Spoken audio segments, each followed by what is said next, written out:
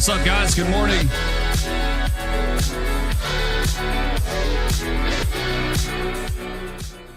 Get that taken care of real fast. What's up? Yes, we're back. Young Gaming, what's up, dude? West Virginia, Firebuffs, Kenny Elliott, NWF. What's going on, dude? How y'all doing? Hope you're having a good morning. Yes, we're back. We're back. I think we're done with the flu. Like, everyone is going back to school. I think we're good to go now, guys. At least I hope. I hope we are. Right? It's been a hot minute. Like, I had 2 out of my 3 kids like homesick a large majority of last week. Everyone was sick. Spur's only one that hasn't gotten sick so far. So knock on wood, right? All right, let's get some of this taken care of here real fast. Bear with me, guys. There we go. We're good there. Back to that. Stream Elements is acting up this morning, unfortunately, so we're not doing a multi-stream, but that's all right. Multi-stream is kind of a pain anyway. So, Jane, what's up, dude? How you doing? All right, how's the stream sound? How's it look? It looks good. We got a good, yeah, it's streaming really nice this morning. I think they've been working on the internets. All right, let's get to it, guys. Go to the game stream. Sound good, look good. Thanks, Young. I appreciate it, man. All right, let's load in. Yeah, we're gonna run the A28 today. We ran it. We ran the northbound part of it yesterday, and we're gonna do the southbound part today. As soon as we get everything loaded in, we got a little bit to do here. So we ran the northbound part into the yard, let it load in. That was pretty easy. That's pretty easy, cut and dry. We're going to do the southbound parts. Here's our northbound train that we brought in. Really no switching on that leg. Just bring it up to the yard and set it off. And then we take our power and we have to run all the way over here. Here's our outbound train. So basically what the A28 does, it turns out of Wilton, Alabama. It goes to Norris Yard. It drops off the inbound cut and it grabs the outbound cut and then it goes back. What's up, Mother Slug? Good morning. Looking at a train symbol list, sounds like this is Wilton, Alabama switcher. Is that correct? Yes, it is. It's the one. It's the Wilton turn. It's the one that runs out. It's based out of Wilton. It runs up to Norris. It brings its cars up here. It sets them out. It gets the outbound cut that's ready to go, which is right here. And it'll go back south. We do have one industry to work on our southbound leg, so it's not too bad. It's a very cut and dry local. It's very, very simple. Honestly, the hardest part of this entire local is going to be navigating the yard and getting from the receiving yard to the west departure yard. Like that's gonna take a little work. Let's see how we can get up here. There's not really a good way to do it, unfortunately. Like, it kind of sucks. Like, I guess we go on this escape. I'm going to call it an escape track. I don't know what I have zero clue what this track is in real life, but I guess we'll take it and kind of work our way around through the engine service facility, or we could. And that's a long ways to get over there. That really is. I wonder how they do this in real life. Like, that just seems like they're going to spend an hour in the yard just getting from one train to the other. Honestly, like, I don't know how they would do this. There's got to be a better way, right? And Elliot says, "What's up, everybody? I ate some breakfast today. I do need some water, but I have juice, so that's even better." Yeah, I need to drink more water too. I don't drink enough water. I really just don't. All right, let's get started. Do all the things. This is going to be our leader today. So we got the 45-2 as the lead. That's going to be pretty sweet. Maintenance track, I think that would be called, it crosses the middle. This track right here you're talking about, is this the maintenance track? Yeah, I have no clue. There's not a good way to get over there. Like, you can't get from here to there without having to go like 50 bazillion miles to And you got to think, the hump yards, like, we're not even humping a train right now. If we were humping a train, it would be absolutely impossible. The only way we would be able to go would to be out the west end of the receiving yard and around that away. So we're kind of lucky in that. Just 2 inches. Yeah, 2 is all we need. 2 is all we need. This is our outbound cut, and it is... We better check that. That's a good... Oh, it's not. It's not telling me. It's not telling me the train stats. Let's do this. Do this. Let's grab him. Probably on the other end. I don't know why. I don't know why. What determines what end is what as far as the train stats. There we go. 23 loads, 12 empties, 3,400 tons, 1,800 feet. Yeah, this thing is easy peasy. This thing's going to be super easy. Like I said, the hardest part is going to be getting over here to it. It's like, man, this is just a really freaking long ways to go. We could go around this way. Yeah, I don't know, guys. We'll get it over there. We'll do it.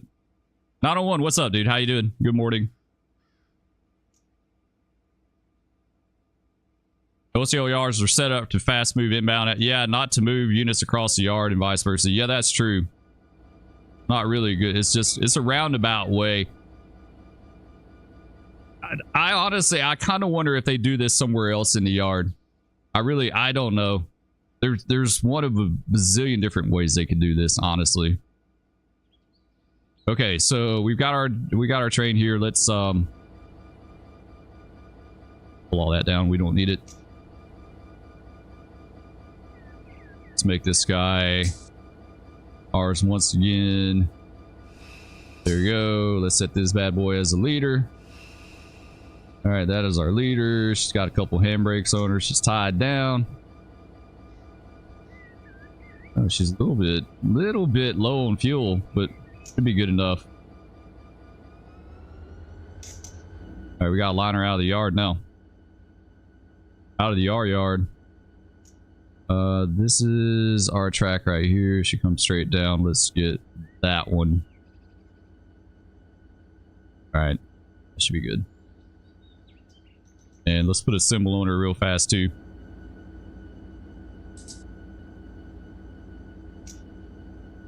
What's today's date? Today is the 4th. Do 04. A28 04.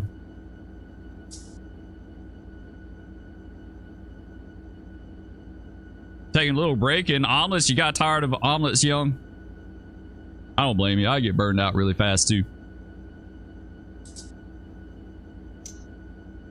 You don't think this yard has ever been this it? No, it hasn't. This yard stays jam-packed all the time. All the videos, I've seen some really good drone videos of it. That's the cool thing about drones here lately, is you get perspectives of things that you've never seen before. There's a dude that does drone videos of all the major yards in the southeast.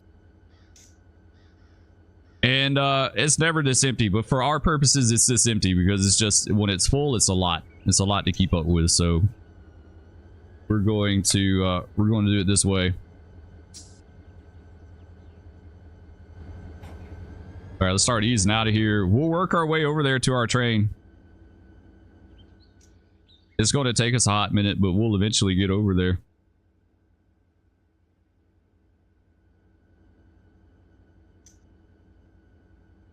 Put our lights on dim.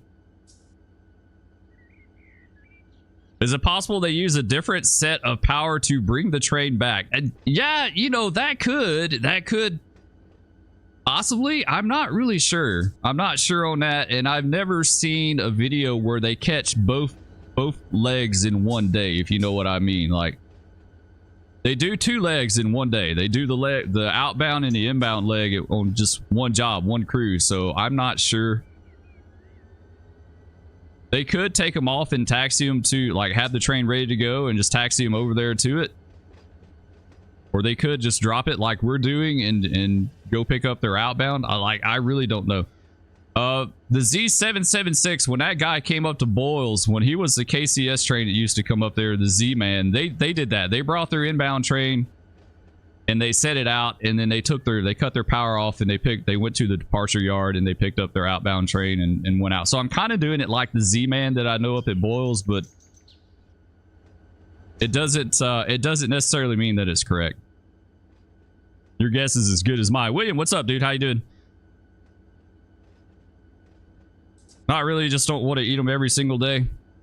Yeah, I hear you. Plus, omelets are kind of a pain. Like, they're not quick and easy.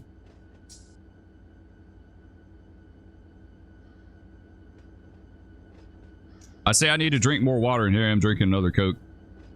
Drink way too many Cokes. I'm not much of a coffee person, though, so they're kind of like my coffee.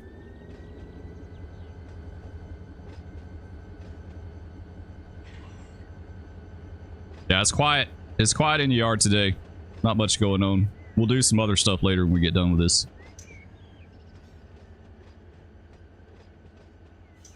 Gotta go run some errands, Young. That's fine, dude. I understand. We'll catch you later. I think we need to... Yeah, we need to go on down just a little bit. Never mind.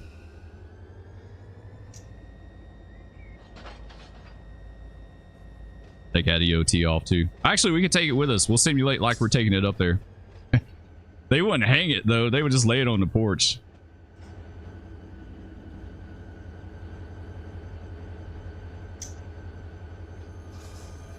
All right, that's good. We'll hold her here for a second, get this switch lined, and get ourselves back to the... It is not letting me throw that switch. Why is it not letting me throw that? There we go. Kinda, maybe. No. Why is this switch always so finicky right here? There we go. Now it's doing it. Like, it's so finicky. I've had like trouble with that switch regularly for some reason. I don't know why. The other side, get the other window over here. Get the poor man's AC going. For maximum audio.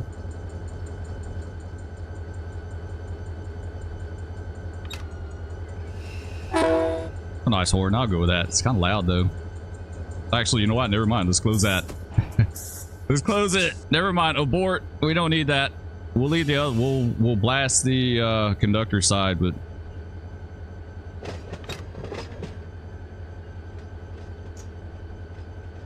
So there's pictures of Heritage units, SD40s, SD60s, everything else within like a month's time. It doesn't seem like, yeah, it doesn't seem like it holds the same power. It may not. They may run with different power. That's something I never thought about that. So could research that. They bring one set of power in to, like I said, taxi over to their outbound, get on it. And it would be the easiest. Honestly, that would be like the easiest way to get out of here instead of having to ferry this power like all over the yard to.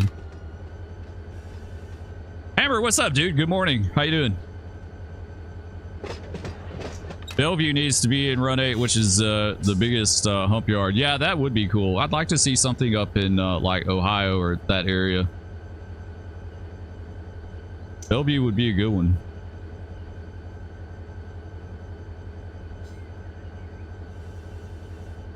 Yeah, we may do that. If we run this job anymore, we may just leave the power on it. Not do all this.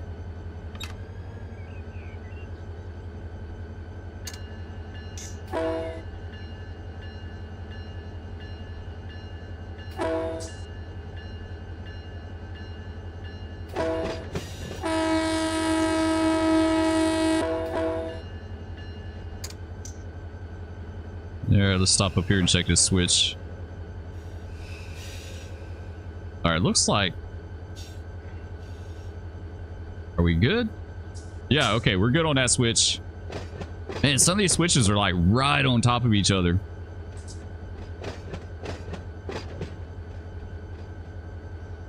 I gotta figure out how. We don't need to go into service. Hang on. We gotta figure this out. Stand by. We don't need to go through the service area. We could. Can we go back the other way? No, there's just nothing. Oh, I see. Okay, I got it. There's an easy way. Just go down here, grab this one, and then go back. Like, it's a little back and forth. Yeah, it's a little back and forth, but this is totally, yeah, this is doable, guys. This is much better. Okay. We can get out of here quicker this way. Let's just clear this switch right here. Okay, okay.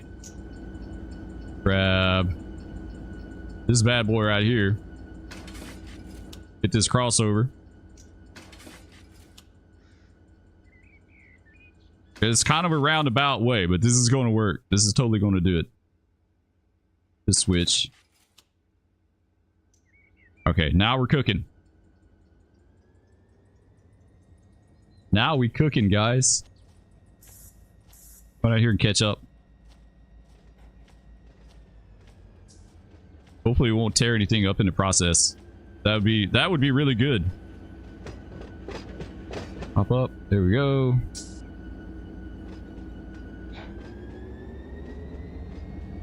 The NS Chicago line and Elkhart would be a good route in Run 8. Yeah, I would like that. Nick, what's up, dude? Good morning. Just getting started with your day. I've been seeing on X some good pictures of Red Flag 2502 or whatever it is in Las Vegas right now. They got like 3 B2 stealth bombers participating in this Red Flag.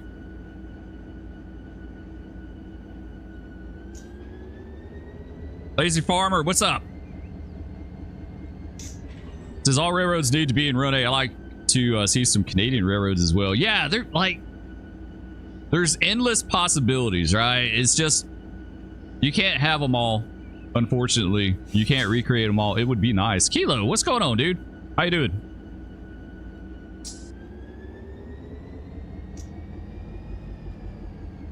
Hopefully I haven't missed anyone else. You're lurking? I got you, bro. It's kind of early. I didn't want to get up this morning. I was kind of dragging. US Yellowhead Pass. Yeah, there's tons. I would love to see Fort Worth. I think Fort Worth back in the day, back like in the 80s and 90s, when like Tower 55 was at its height. I think that would be super cool to have. You know, it's endless possibilities that you could have. It's just a matter of like picking out. Oh man, we stopped with like, oh seriously, like 1/2 a wheel. Let's just let her ease up a little bit here. There we go.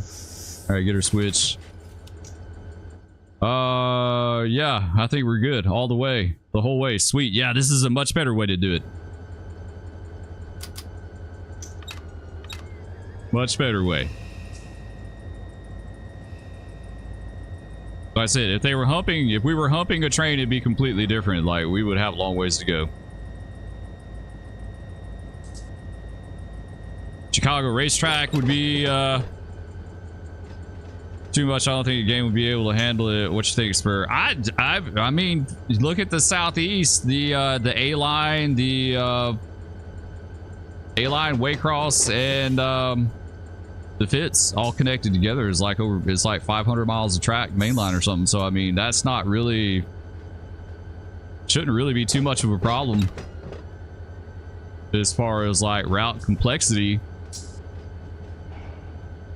I watched a video not that long ago, a cab ride on a BN E8 on the Chicago racetrack doing a commuter train. It was actually really cool. It was like late 80s or 90s, maybe early 90s, that whoever did that video did it. That was super cool. What's the huge yard in Chicago? The double hump. Is it Clearing Yard? Is that it? A major city, yeah. They would just have to do it like, I mean, just like Birmingham. I mean, you know, they only go so far out. You know, they only go so far out, so you won't have like 75% of your system resources trying to render scenery on top of all the other trains. Oh, we got to get a switch. Stop.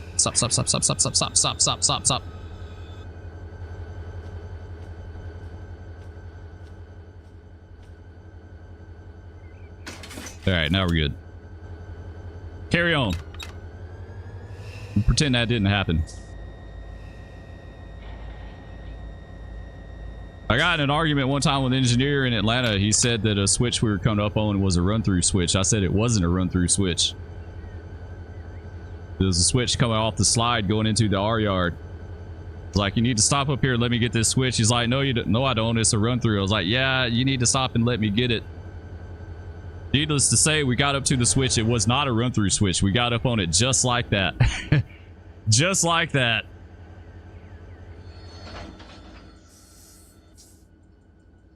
The switch had so much tension on it. When I did the little foot release for the lock, it automatically threw itself over. It was pretty good. All right, let's reverse this thing. Get this switch down here. This switch is already got, never mind, but we do need to get this one. That switch. And this one is good for us. All right, we're set. I'm down, get on the engineer side here, catch up. Right here.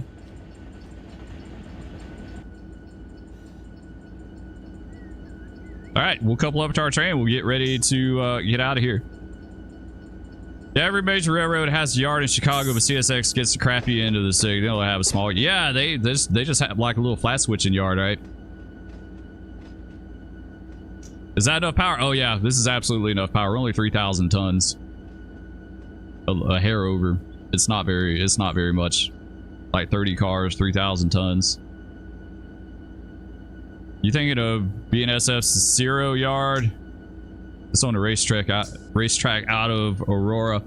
There's one there's the clearing yard, like the Belt Railway or whatever does up there. It's a double hump yard. Jeeps would be nice. Yeah, they would. If they would put a GP30 in game, they could do a slug set.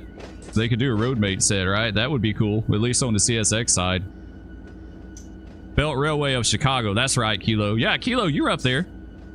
You're up in Chicago, right? You work up there?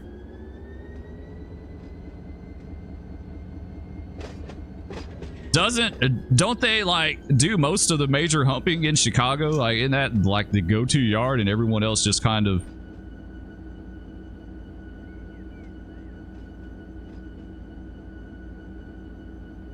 Young Gaming, what's up? Welcome back. That was super fast. You're waiting to take 648 in right now. That's 648. That's cool.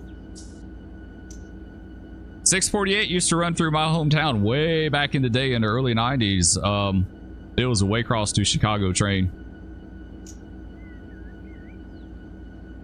It was the R648 back then. That was even before the Q days.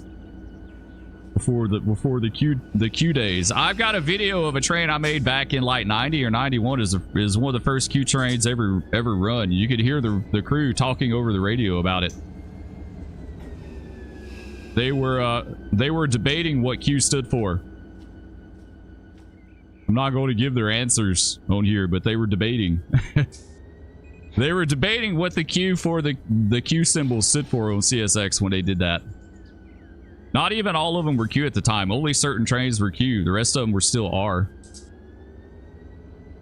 Yeah, is this got a brake? Like, do I have a little brake on this thing or what? What's going on?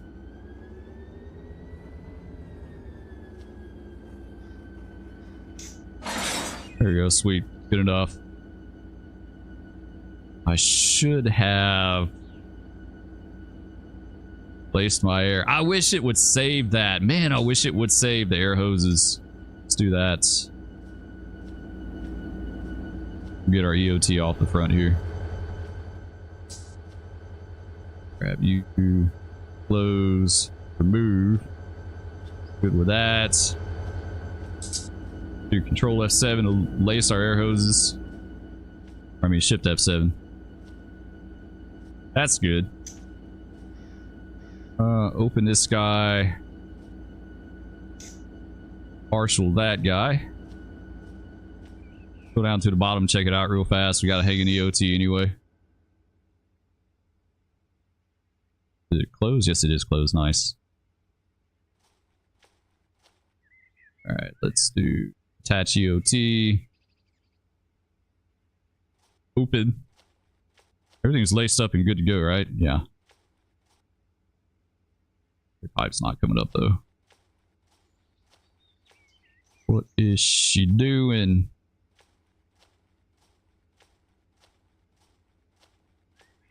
Trying to. Yeah, it's coming up. Looks like it's trying to. I'm pretty sure there's at least 8 railroad yards in Chicago. All railroads run to Chicago, Los Angeles, and Butte, and Butte, Montana. Yeah, Chicago is like, yeah, it's definitely, it's like a railroad mecca. All right, let's do this. Let's put her in,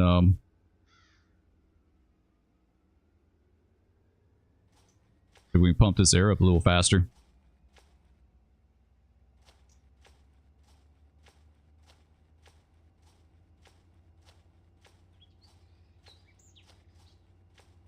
Guess we'll walk our train. I just don't see anything coming up on the cars. Did we miss a glad hint? Like, is there a angle cock or something? Go up there and look again.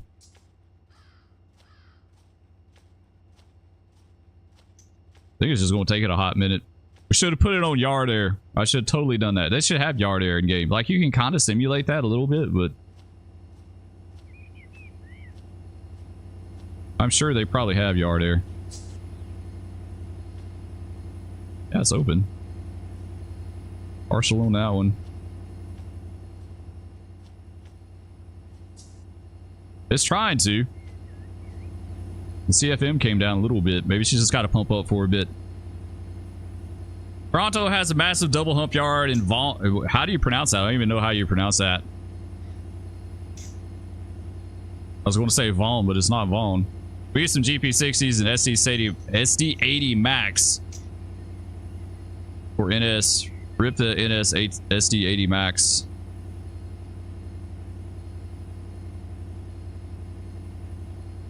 Max, yeah, they dump those things off. It's kind of incredible how like EMD's quality went down. You know, it was like the go-to manufacturer, and then slowly it's like after, like with the SD50, things started going downhill. Really, the SD50 is where it made the turn, and then after that it just got progressively worse.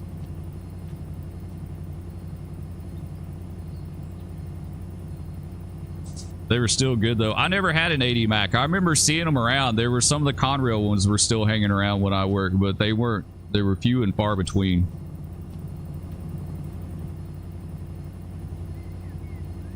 There we go. Now he's pumping up. It's just taking him a minute.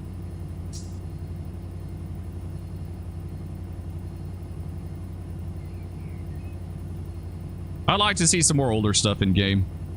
I think an SD50 would be cool in game. SD50, SD60, something like that. Definitely more Jeeps. 38-2s.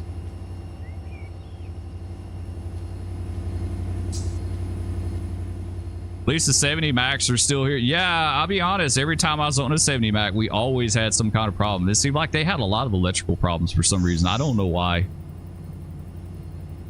Like, I don't ever remember the actual motor, the engine crapping out. It was always something electrical related that went bad.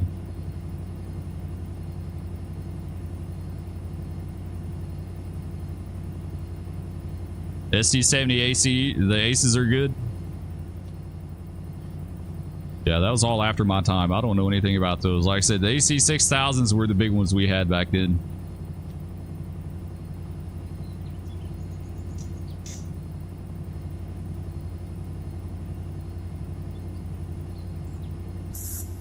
And it's going to take it a while. Just got a signal. I'll catch you later. All right, Kilo, you have a good day, bro. Be safe out there, all right? Hope you have a good trip getting into the yard, because this is where the man sticks it to you getting into the yard. You'll have a 6-hour trip down the main line, and then they'll make you wait 6 hours getting in the yard. The man going to... Hopefully the man doesn't stick it to you. I hope not.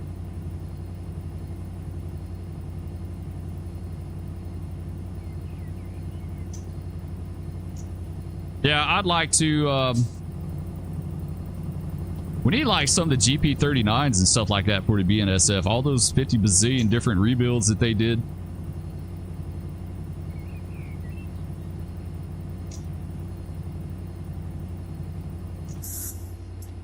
All right, as soon as she gets done pumping up, we'll blast off and get out of here. This is going to take her a minute. She's coming on down. We'll do a quick on and off, and then we'll get out. Oh, I know the SC-70 Max became the 70 ACC units because at the time visiting Altoona back early 2000, seeing them being built. That's cool. I remember, like, when I worked, we hardly ever had NS power. I had one train that I had NS power on it, and it was like the 678 or 679 between Atlanta and Birmingham. It had, I don't even know what they were. It was two Spartan cab GEs, but they were some kind of Dash 9. A Spartan cab Dash 9. You guys would know more than I do, but they were really nice. So for like a Spartan cab GE, they were super clean. And I remember them having like really good dynamics. I remember my engineer putting it into dynamics to stop in a siding, and it felt like we were going to stand up on our nose. Like you really felt the dynamics kick in.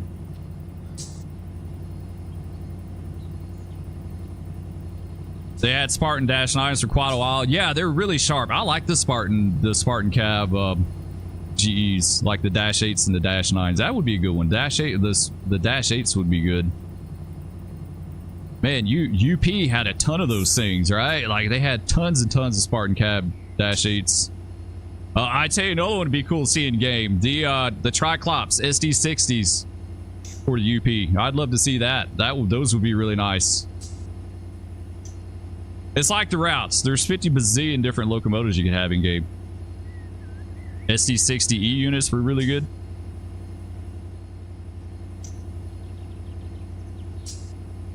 Oh, we're almost there. We can finally open it up the rest of the way. Let's do it. There we go.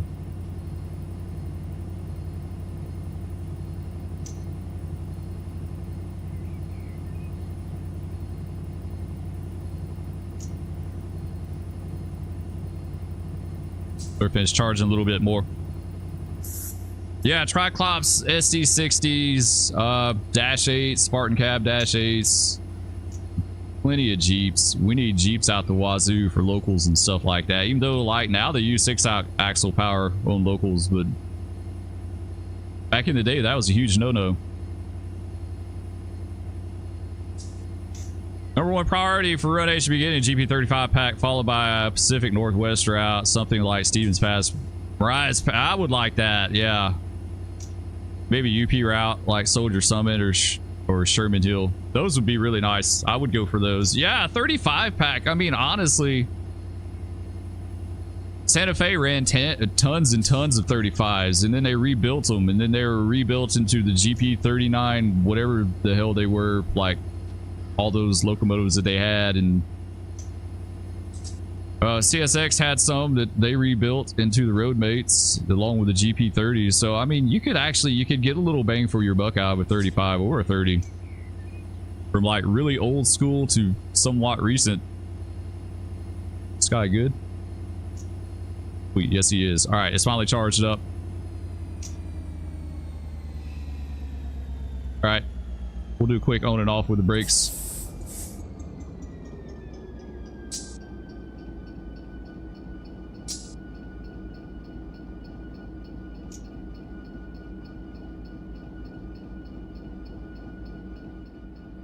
All right, let's go to the bottom. All right, brakes are applied. We good to go.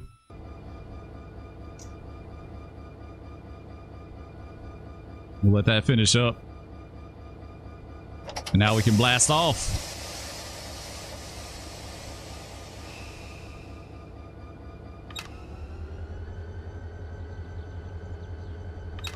We still got handbrakes, right?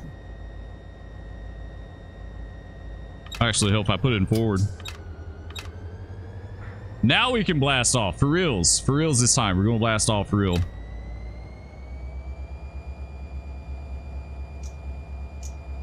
Yeah, I'd like to see more locomotives. I'd like to see them do more with this route. I'd like to see them finish the UP over on the on the West Coast. They've got 2 routes with blank spots on the UP. The San Bernardino sub, they need to finish the UP from Riverside to wherever it finally picks up at. So you can have the old school UP, and then the UP between Bakersfield and Fresno. SD9s, SD24s, yeah, SD9s for sure. SD9s would be really, really nice. I think they used SD9s for a while as hump power for West Colton, didn't they? I know you see pictures and videos of them around West Colton a lot, like some of the different transfers and stuff like that.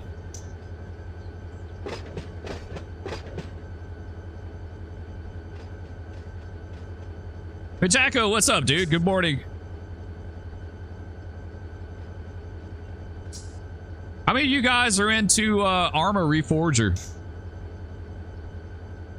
I picked that game up this weekend, and I've had an absolute freaking blast in that game.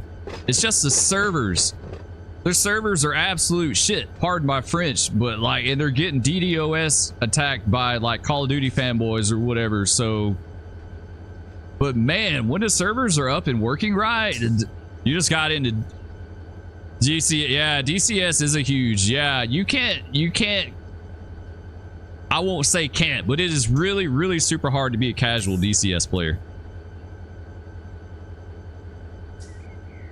Just saw what we did to gain the most G dash. Yes, dash 7s would be super nice, especially on like the CSX for Waycross route and stuff like that, because like that was all our local power. The like 99% of the local power we used was either B30-7s or B36s. Like that was it.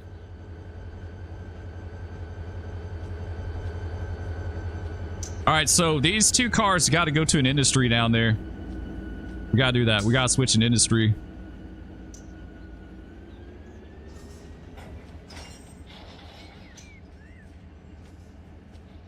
We got some lumber. We got some cement hoppers that go to that big cement plant down there. It's Clear or wherever that place is at. I need to get back into DCS. I haven't been in there in a while now. I love just flying around in the game. Like, I don't even have to do anything crazy. Just do like some training.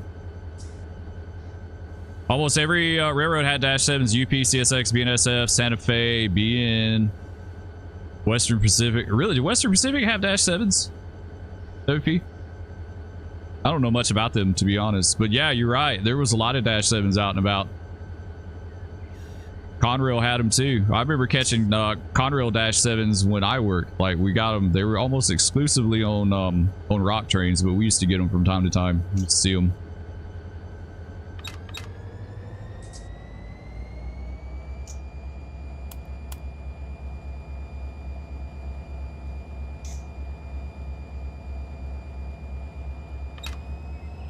We'll check our switches. Anyway, yeah, I love Armor Reforger. Man, that is like, I've been looking for so long for a shooter that really kind of suited my needs as far as what I wanted in a game. And that game, like, it is just far exceeded it above and beyond. Like, it is so much fun. They've had a lot of server trouble here lately, but like I said, people have been launching DDoS attacks against them and all that crap too, which is just ridiculous that you're even wasting your time doing that. Like, what kind of a life do you have where the sum total of your existence is like launching DDoS attacks against a game, like a game? Like, really, like what kind of existence do you live if that's what you have to do? But Reforger is a blast. Have you guys seen the new Battlefield trailer that popped the other day? Actually, it looks pretty good. It looks pretty good. I haven't had a Battlefield game in a while, but it looks pretty good. If the crew Road 8 does it right, they can hit both versions of the GP model, short hood, high hood, with one stone, and given every major railroad have them. Yeah, they could. U30Bs, not dash 7s. Okay, yeah, I think you're right. I think I've seen pictures of U23s too on the Western Pacific.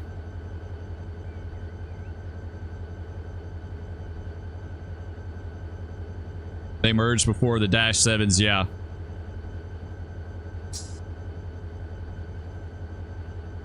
Dash 7, yeah, those would be really good. C30s, B30s, B36s.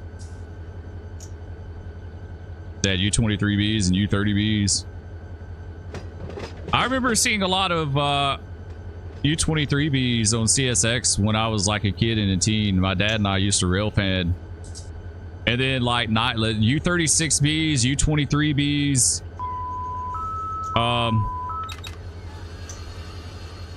That stuff, and then they all went away like in the blink of an eye, right around 94. It was like 94, everything changed. Notch 214 Jeep's greatest sound to me. SP did have Dash 7s. You're absolutely right. They did have Dash 7s. SP Cotton Belt. Cotton Belt would be a good one. Cotton Belt had a really cool B36 that was turned into a cabless, like a booster. It was in a wreck somewhere, and it lost its cab. They rebuilt it into just a B unit, which was, it was like really unique.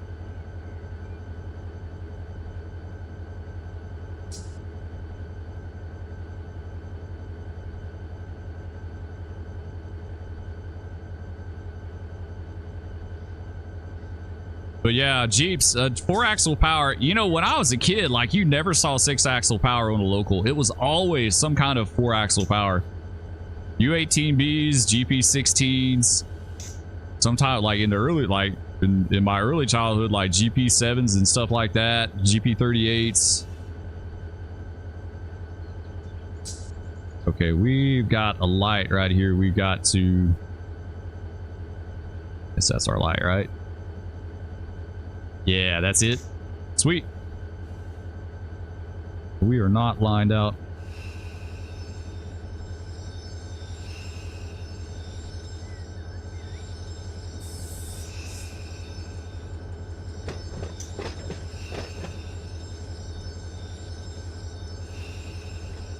Okay, let's get this switch. Where is it at is the question.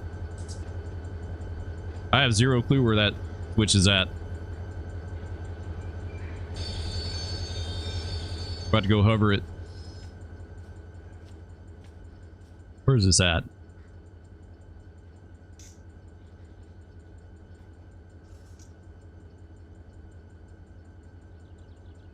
All right, is it just me, or do you not see that? Like, I don't see it flashing anywhere on the board. Like, where is the switch at?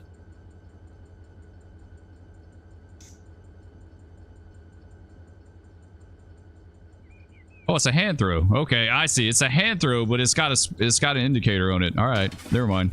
My bad. Let's go.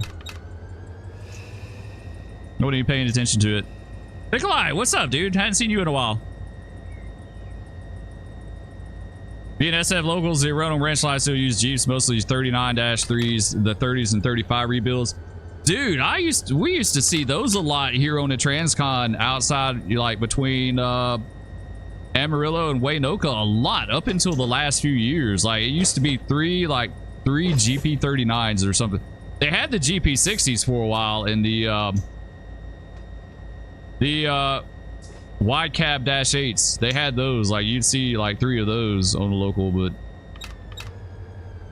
okay, let's shoot. We can't take that. We can't take that light. Nope. Nope. Oh, get out of here. Come on, stop. We got run time on this light. We can't take that.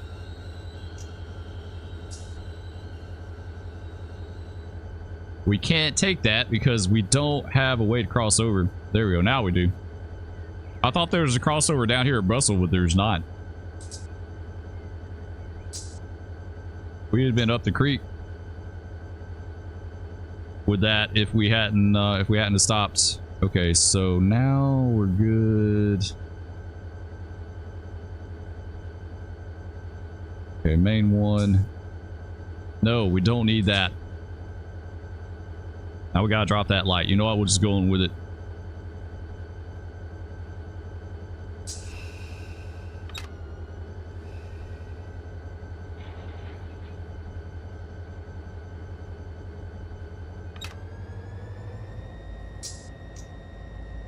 I'm trying to peek that light over here. Good enough. We know we got some kind of a light. We'll just go with it. Do you play Train Simulator at all? What, like Train Sim World? Is that what you're asking?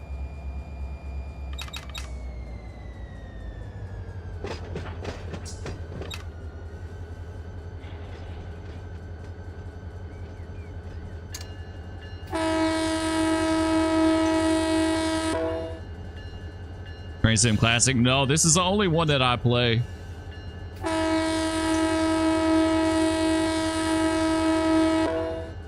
I thought about getting TSW and I just didn't know how much replayability I would get out of that game. I mean, to be honest.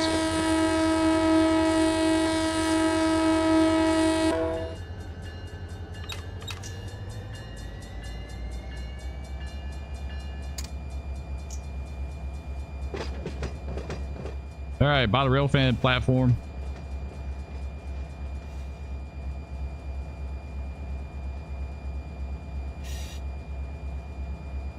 What's our track speed here? I think it's going to be 15 coming out of the yard, but I think it's 30. Yeah, it's pretty much 30 all the way to the 25 at 13th Street, and then we're good. OCSC, locomotive brakes suck, no power. Yeah, the last time I played any of that product, believe it or not, was back in the day when it was Railworks. Y'all remember Railworks? And I was so incredibly disappointed with how it ran and how it responded that I never did anything else. I almost got it a while back for the commuter stuff. Like I want to do some of the commuter stuff in California, but I got to thinking about it. I was like, I'm gonna drop all this money to do that, and I'm probably going to play it 2, 3, maybe 4 times, maybe do a couple videos off of it, and then be done. MST, yeah, I absolutely did Microsoft Train Simulator. I absolutely did that one. There was a new release recently that was Milwaukee Road's Pipestone Pass between Butte and Three Forks. I honestly thought to myself, wish it was in Run 8. Yeah, that sounds like a pretty good one. The Milwaukee had a really beautiful route up in the Pacific Northwest. What was that route that they ripped up? It was like the newest and largest main line that was ripped up in the United States. The one that went through like Idaho and Montana and up that way. Thanks for a shout out at the end of the video yesterday. Yeah, absolutely, dude. I appreciate you guys for being you know, members and that sort of thing. And I try to look for like ways to acknowledge that. It's not much, but the Pacific extension, but at least it's a little something, right?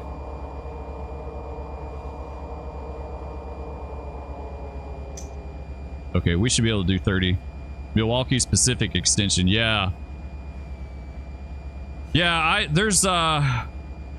I've seen some pictures of this location in, like, where is it at? In Idaho or somewhere where they ripped it up. They had this beautiful, like, arch bridge there, like, really big bridge over this valley that just, like, every time I see that picture, I'm like, it's so breathtaking, that view. Like, it looks so good. These days, you take what you can get. Well, I absolutely appreciate it, Hoosier. Really do. It helps a lot. It really does.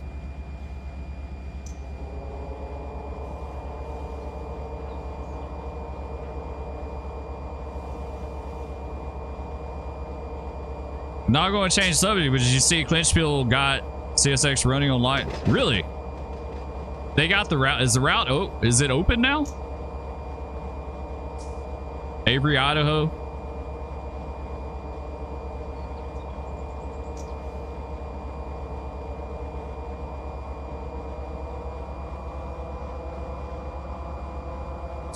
I think this is a 384 waiting to get in the yard. We need to yard this guy at some point.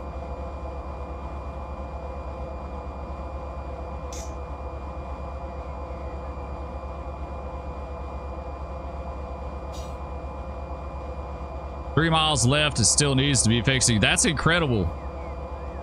I'm really super surprised they rebuilt that line. I thought they probably would have left it like severed and just work it from each end, but they rebuilt it. It's just a Clinchville is nothing like what it used to be since coal is Declined.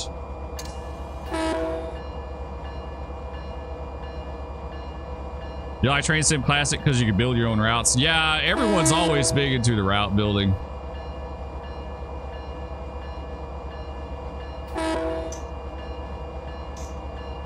SP, what's up, dude? How you doing? Thanks, man. I appreciate it. Yeah, it's good to be back live. It's good to have all my kids better and not sick. Like I said, this flu has been so bad this year. Like, it's been so bad. They almost closed our school. Like, they were really close to closing it. I think my oldest daughter told me, like, the day before she got sick, they had like 38 kids out that day, which for her class is a lot. They don't have that many. It was like a large majority of the kids were sick with the flu.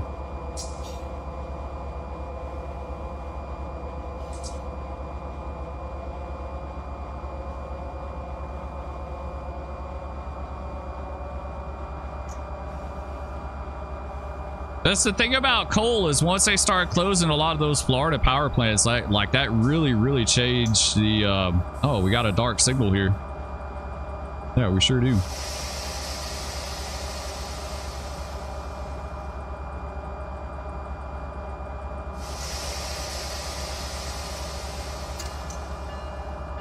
We'll go by it as its most restrictive indication.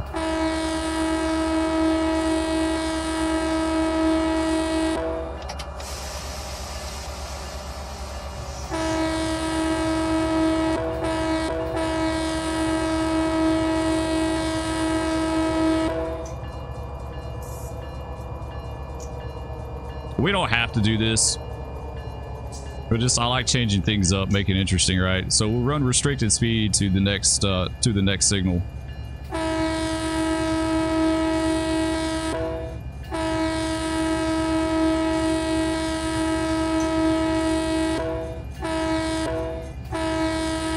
I saw that's a bug for that signal they need to fix. It's been bad in Birmingham too. Yeah, it's bad everywhere. It's been really bad in Oklahoma. Like, they did close several schools over there.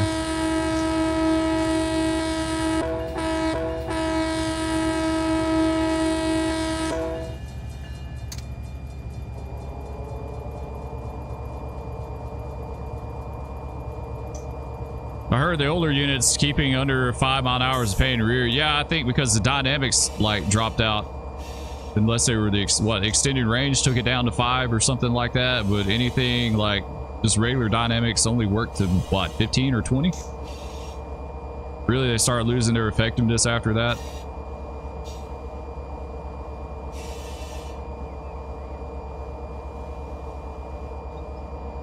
You built the Hog and the Valdosta Railroad. That's cool.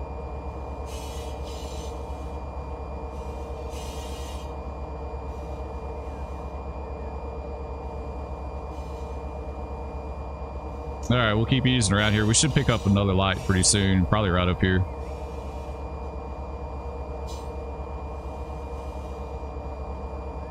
But 156 does go to Atlanta with 154. Yeah, I think they were saying is that like one train was the Atlanta train. I get them mixed up.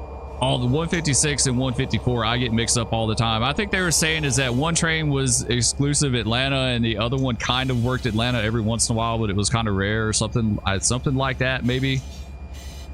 I can't remember, but I always like I'm even mixed up on those now. Like, which one is which? Which one is the Atlanta train? All right, we got our light up here.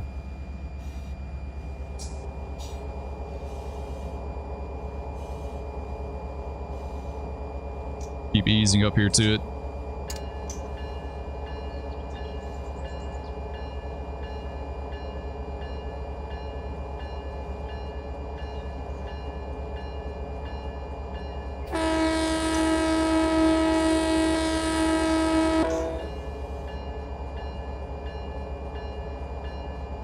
Oh, we got to go through the crossover too.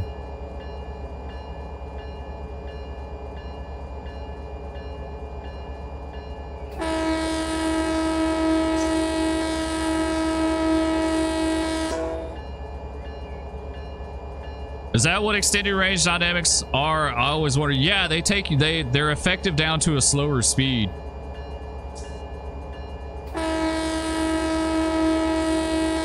Like with regular dynamics, you start losing effectiveness as you start getting slower, right? It tapers off more and more.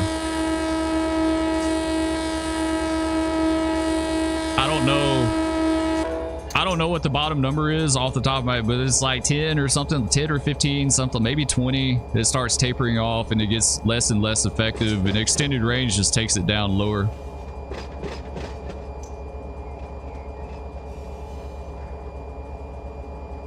Erie Lackawanna still sounds good. Yeah.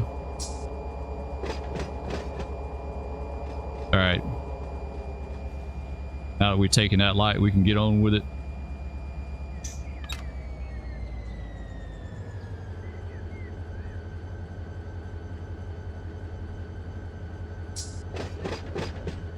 Yeah, she's not a bad train. This is a good one.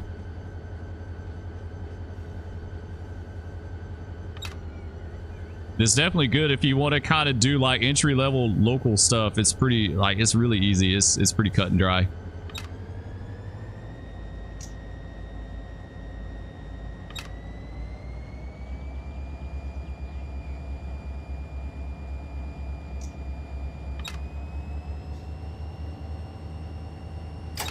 All right, let's get on up to 30.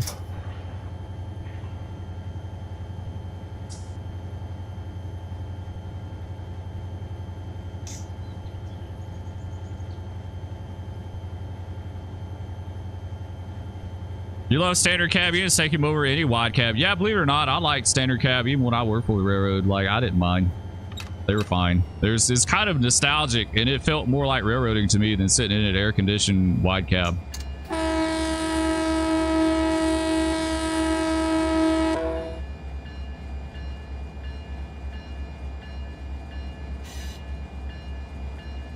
Gotta get our light here real fast.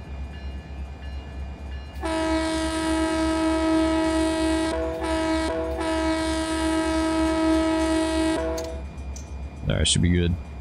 Let's keep going with it here. Something's throwing a bunch of switches for some reason. I don't know what has, but now we got light. All right.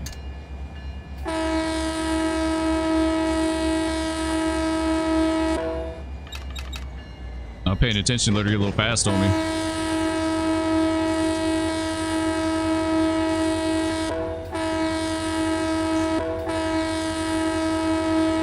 No, stop! Oh, we just took his bumper off.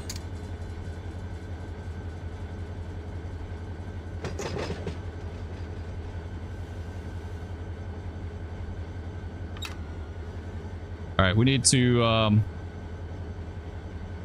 you take this crossover and we go down to 3B.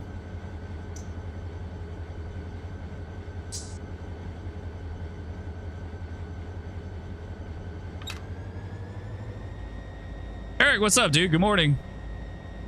When am I gonna work the bowl again? I don't know. Probably sooner than later. We got to get some trains in there to work. We're probably pretty soon.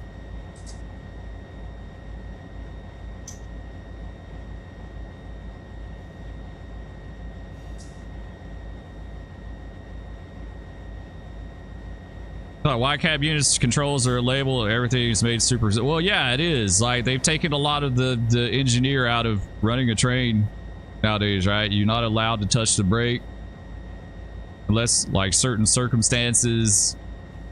They just, like, to me, it seems like they've tried to make engineer training like very cut and dry, very linear. Like, do this, don't do this. Like, they don't want to explain or try to teach the intricacies of, like, running trains, like, you know, like they used to, like stretch braking and using the air and all that, you know.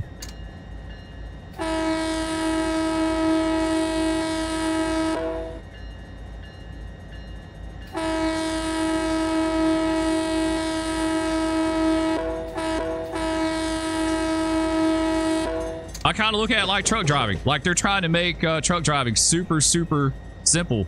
They're trying to take all the intricacies out of driving an 18-wheeler by, like, giving automatic transmissions and, like doing all this stuff. Like they're trying to get people in there as quick as they can, right? Instead of having like really good seasoned drivers that know what they're doing and know how to actually drive a truck. It's the same thing engineers on railroads, you know, they just want them to do like the bare minimum. At least it seems like to me. Like, don't you dare, like, only use dynamics. Don't you dare touch the big brake unless you're stopping or something like that, you know. Yeah, Hoosier says, don't get me started. I figured that, Trigger Hoosier. Yeah, we'll change the subject. We'll change the subject on that. Yeah. Wish Red 8 would make it more realistic percent. Yeah, I think it'd be cool to do more, like where you dial in your EOT and stuff like that. I think that would be way cool.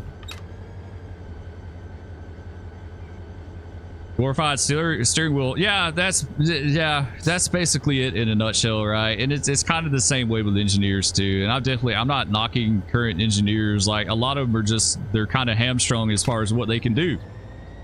There's just like that video that I watched a while back where the train kept going into emergency every time they went over a road crossing when it was bunched up in dynamic. They'd go over a road crossing. What happened is when a train would bunch up, it caused the air hose to drop down a little bit and it would catch a road crossing and bust the air.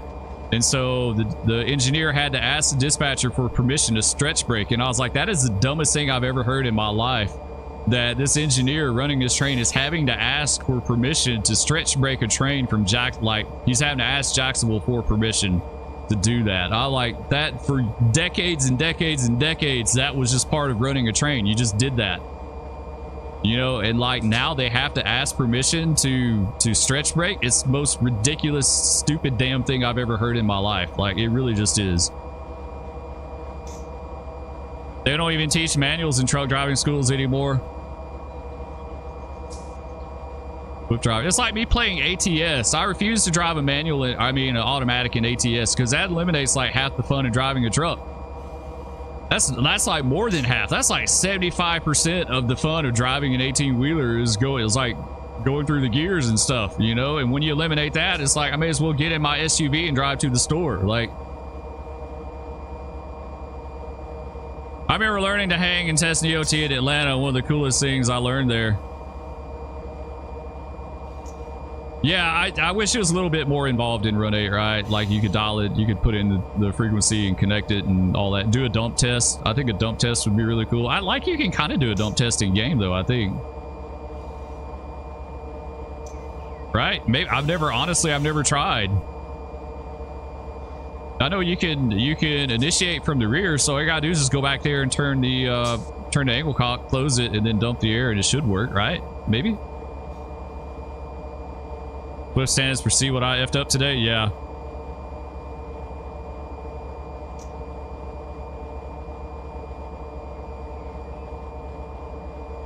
Sure wish I finished trading. Yeah, there's tons of acronyms for Swift. It's like CSX. Don't start a company with acronyms like you're just begging. You're just begging for it. Begging for it.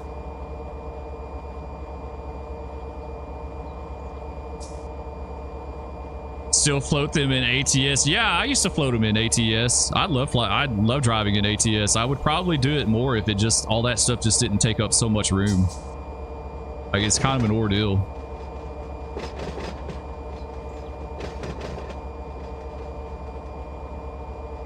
All right, we get over this 25.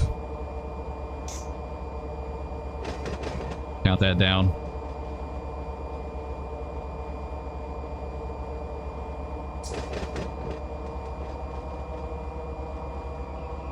This train's going to get like a scalded dog once we get off this 25 here.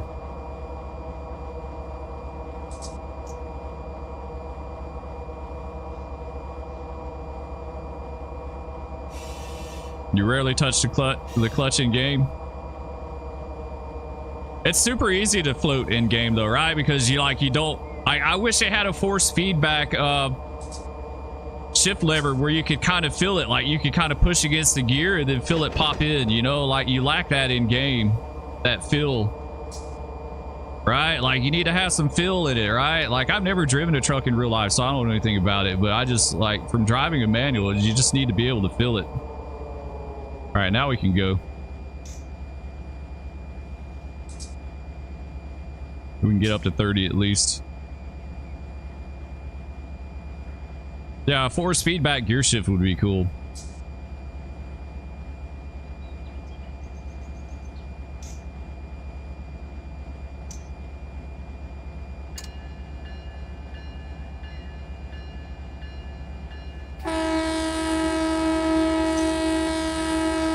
Alright, there's our 55.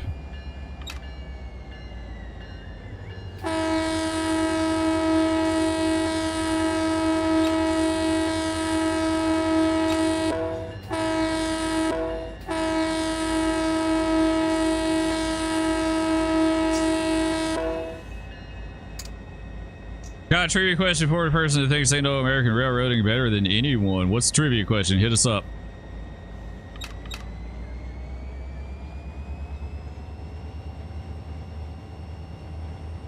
Yeah, have a real Eaton Fuller 18-speed shift knob on your TH8A shifter. Wish they could make them 4-speed back. Yeah, I've seen some of those really nice setups. I wish I had one, but I don't have anything like that.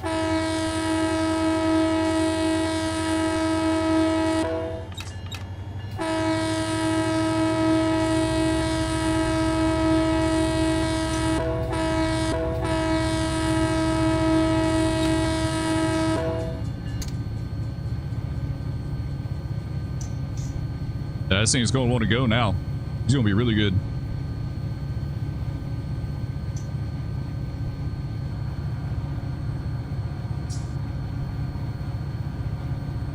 NV Stewart, what's up?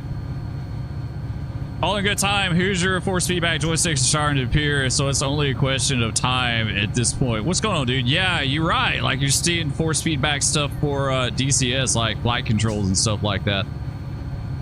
Unfortunately, they're just like stupid expensive.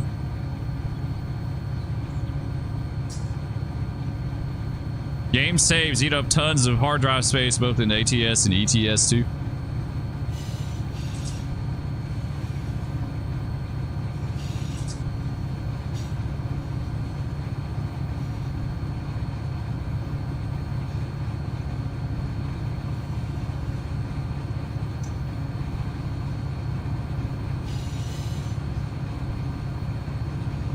Yeah, I'd love a better setup for DCS, but that's like such a huge investment between a HOTAS and a good stick. Like, it's a ton of money.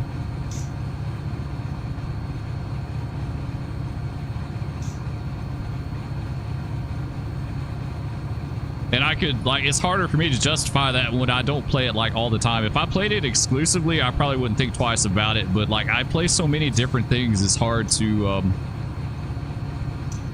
prioritize that.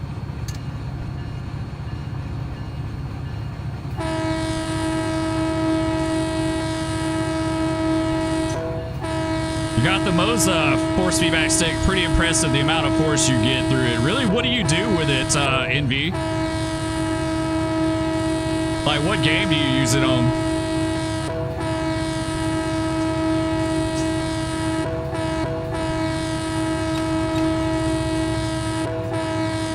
No, you need to stop, dude. No, he didn't. We got him too. Man, that's 2 cars in one trip. What the hell?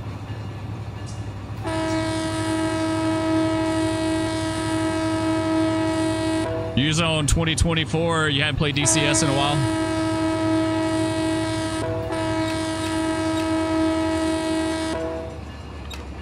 I'd love to try force feedback in the F-16. I think that would be really cool.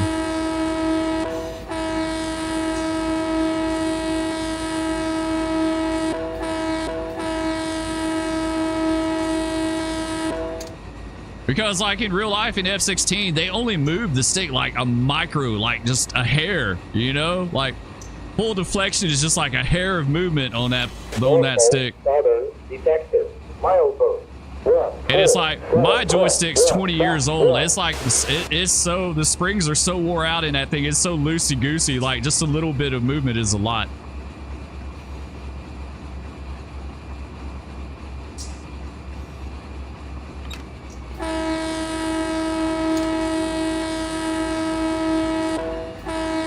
Why does the engineer sit on the right side of the locomotive when the first American engines used in US were seaported from the UK and sat on the left side? I have zero clue.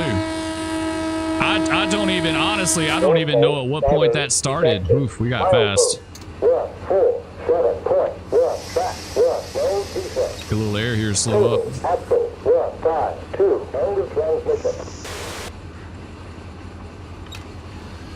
You spent $1,500 on your widescreen curve monitor alone. Yeah, that's, yeah. Even though that stuff has come down in price, I mean...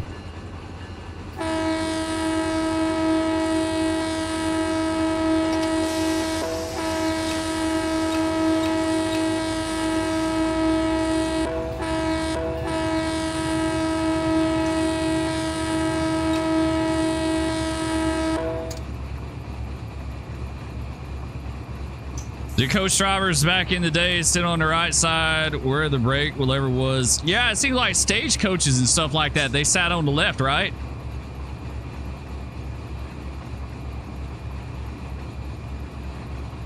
Yeah, that's why I like with the force feedback, you can say any way you want. Heavy springs, no springs, set up for helicopters. Can even set up like you described for the F-16 too, I think. Yeah, that would be really cool.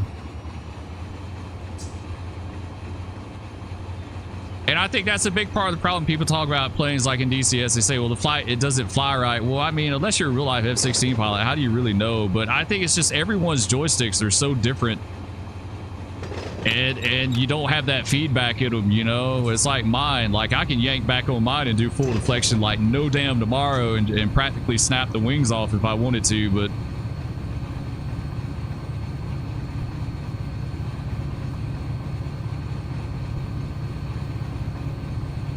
Hit for you. Something is missing in the view on that. No smoke break. Something is missing. I don't know. I'm at a loss. I have zero clue.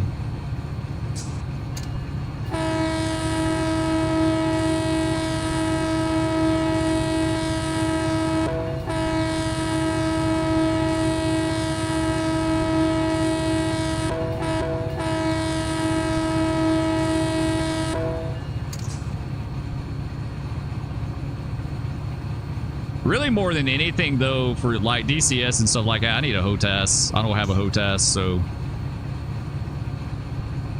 you can't really maximize that game until you get a HOTAS. It's like ATS. I played ATS for a long time just with the keyboard and mouse.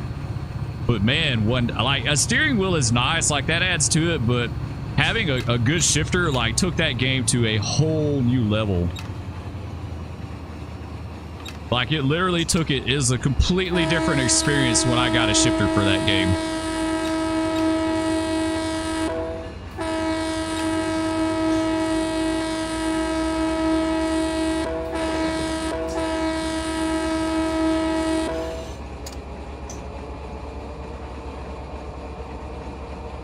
And this thing's a little bowling ball. Swinkies, what's up, dude? Says, yeah, I wouldn't fly a combat sim without a HOTAS. A HOTS, also a HOTAS, right? Yeah, I can do it. Like, I get by. But having a night, like having that definitely helps a lot.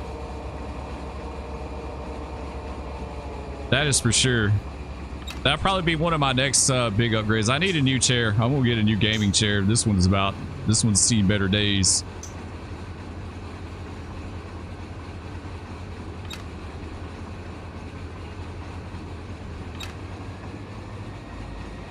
Anyway, how you doing, Squeaky? It's good to see you, dude.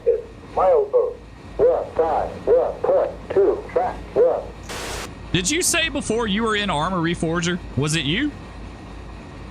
Also, you wouldn't fly without head tracking. Yeah, track R is an absolute must in combat. Combat flight sims, yeah, 1000%. You gotta, even as much of a pain in the ass as track R is, but like every time I start it up, I never know which one I'm going to get. Am I going to get the good track R that works and does what I want it to, or am I get the one that's like a complete and total pain?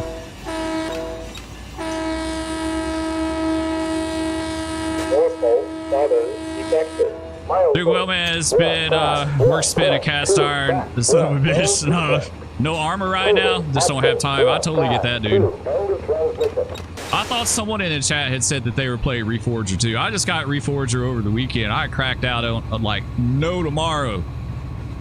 Like Saturday night, I stayed up later than my kids. I was up till like 3 a.m. Saturday night playing Armor Reforger. Like, it was so much fun.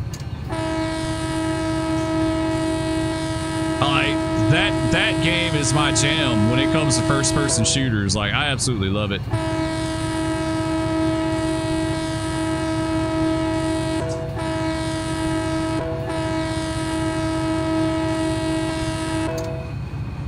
Thrustmaster TX wheelbase with Grant GT Challenger 404 wheel from Summit Racing Custom. Dang, that's nice. It sounds like a nice setup. Track R works well with a lot of tweaking on the mapping. Yeah, you're right. I've had it working really good. Like, I've got a good profile. I'm happy with the profile. It's just if my like, you know, I have it set on top of my monitor. If it gets bumped any at all, if anything moves or changes, it completely jacks it up. Like, I have to get everything back readjusted. But Reforger is the type of armor I'm into. Always desperately need UGP. I'm ready to go 4K. Yeah, I won't be going 4K anytime soon, but I love Reforger. Reforger is a freaking blast, dude. When the servers are working good, that's the only problem. That's the big downside with Reforger. Probably really any Arma game right now. Those damn Call of Duty fanboys DDoSing the servers. Trying to ruin it for everyone. 4K is great when you upgrade. It looks like you had new set eyeballs. Dude, I totally need that. I totally need that. I need to build a new rig. I'd planned on building a rig and then I kind of pushed it back. So I don't know. Maybe when we get our tax return, I might could do something with that. We'll have to wait and see. Miss Spur is really wanting my computer. She wants my piece. She wants me to build a new one for me. And she wants my old one because my old one is like more than enough for what she does. So that's what we thought about. Just taking my old one, kind of upgrading it a little bit. And then, oh, this is going to get busy as hell right here, guys. And then adding, wiping it.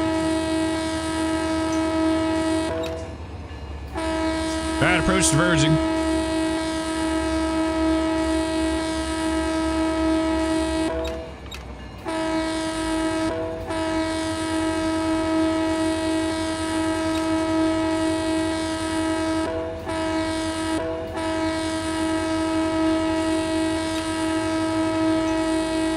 I got 40 on the switch. Did I do this right? Like, are we good? Yeah, okay, we're good. Oh, it's a 30 on the switch. Never mind. There's 30 on that switch.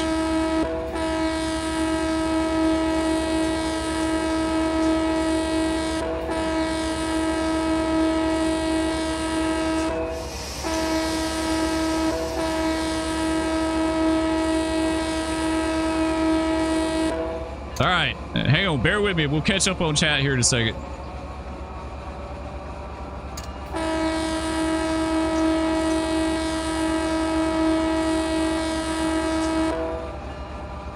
This is like everything's going on the horn, the brakes, dynamics. Like, if I have to like push a button or do something, I have to do them all.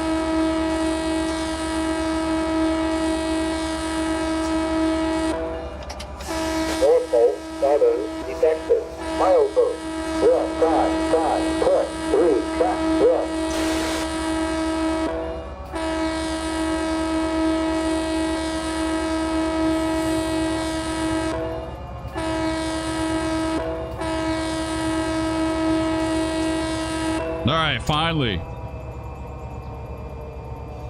All right, we're good for our 30. This is kind of a tricky spot because you got this like really pronounced knot right here and then it drops back off again. So I probably should let go of the dynamics and just stayed in the air and drug it over this, and then I would have had some power available, but it's fine. We'll make it work.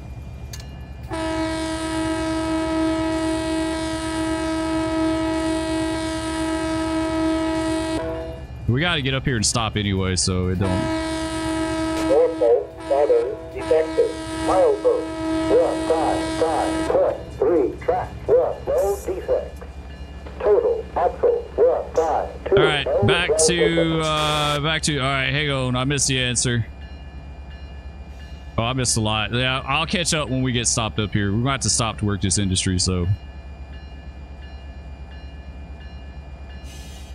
A lot of those early steam engines had brake cylinders and other steam-related pipes in the engineer's view, so when Revolute printing, the American companies placed the engineer on the side that didn't have it. Oh, that's cool. Okay.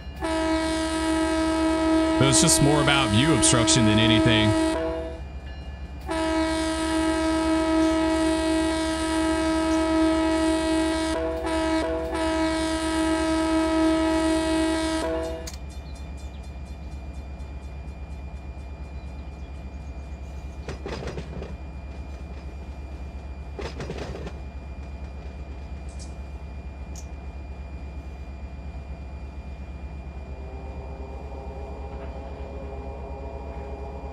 All right, one more switch.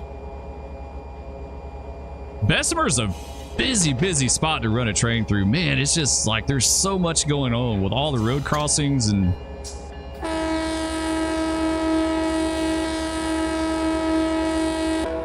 you come over that knot like right there starting at the Bessemer and then drop down into town and then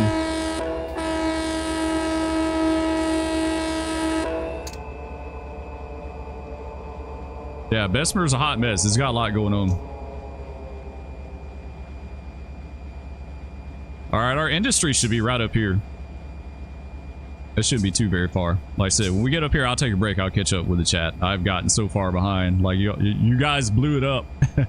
Y'all blew the chat up on me while I was doing all that.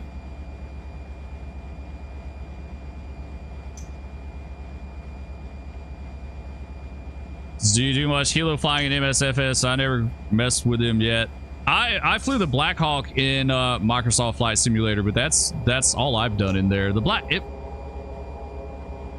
it was okay, but it felt lacking to me. This is in 2020. I haven't done it recently in a long time, so I couldn't tell you what it's like now, but it just felt kind of lacking to me. It is an RS3. It's a hang on. RS3K. Yeah, you're right, dude. Man, you know your horns. I'm not a horn person. I don't know much of anything about them, so I just know if they sound good or if they sound like crap.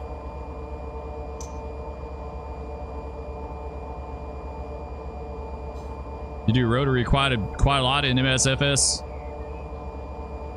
It does, yeah, it doesn't compare to DCS. I've got the Kiowa and the Chinook in DCS. Those are a lot of fun.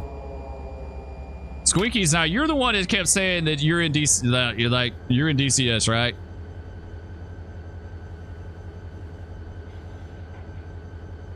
You wish it was the real Bessemer.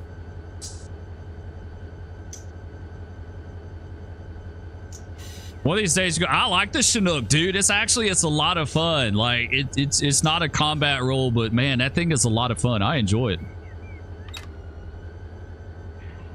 All right, where's our industry at? Did we go buy it? Oh, it's right here. Doggone it. Never mind. Oops. Stop. I thought it was around the curve. I totally thought it was around the curve. We completely just... We're an extra board crew. We just marked up. We don't know anything about anything, so that's how we went by it. Never mind. Reverse. Reverse. We gotta make a reverse move. I had zero clue that's where it was at. I literally thought it was like right around this curve here somewhere, like up here.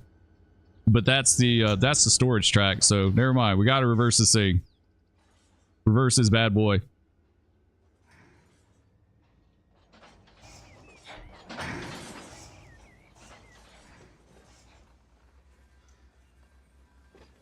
Hopefully the bottom will be okay. We won't foul that crossing up here. Yeah, we should have room. We should be good.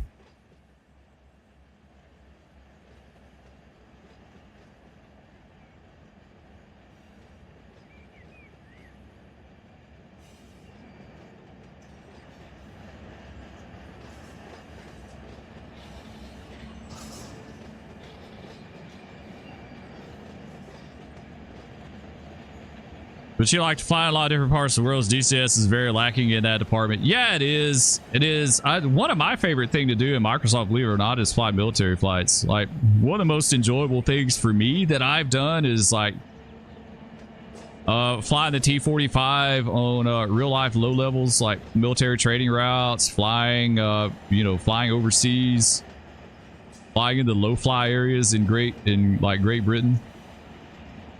That is a ton of fun.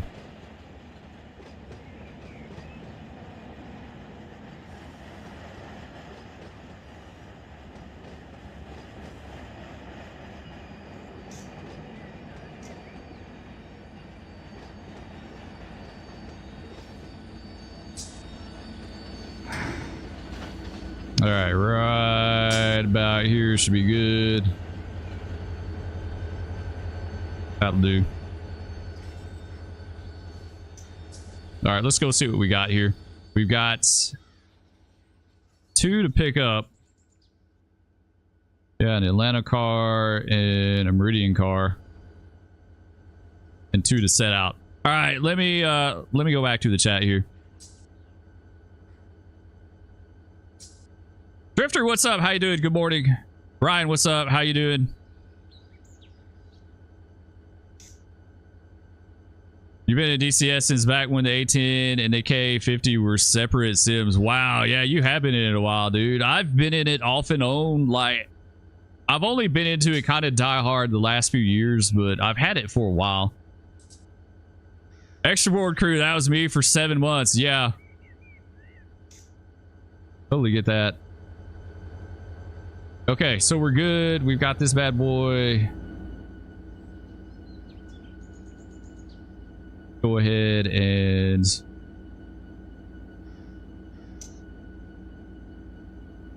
draw them down a little more. And we got to cut these off right here. Close that guy. Have to take a little slack.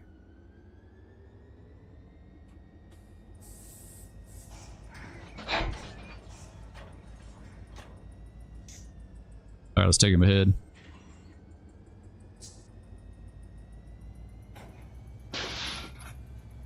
There you go.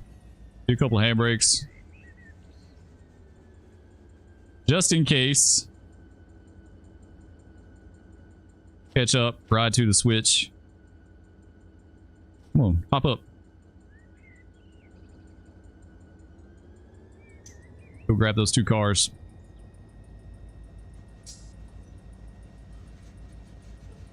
Do you have the Amtrak Dash 8? Yeah, they don't have any Amtrak Dash 8s in game. From the UK, next to a training base for future fighter pilots.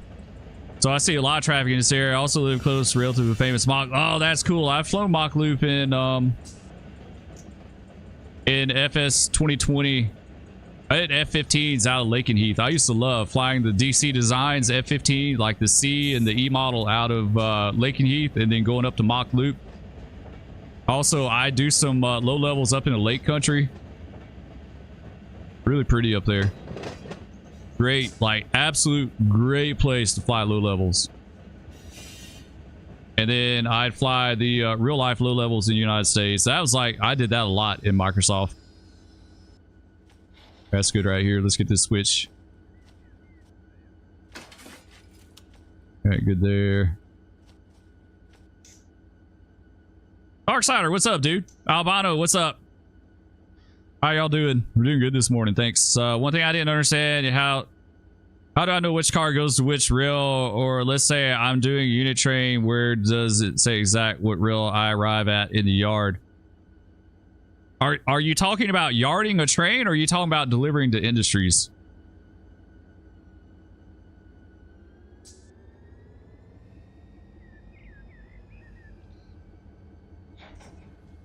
There's an Amtrak Dash 8 repaint for the Dash 9 for Run 8. Albano's doing good. That's good to hear, dude. I hope you haven't had this flu bug that's going around that like everyone's been getting.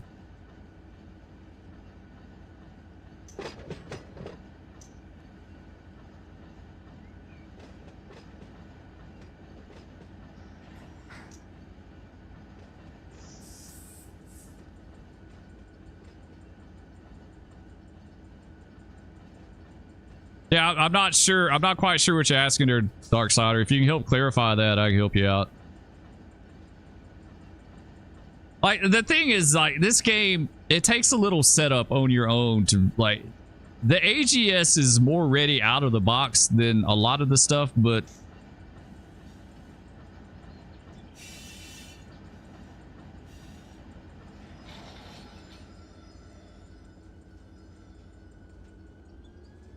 I see he's up here too, coupling. It goes hand in hand here in Europe. Let's say you have a train from one city 50 kilometers to another.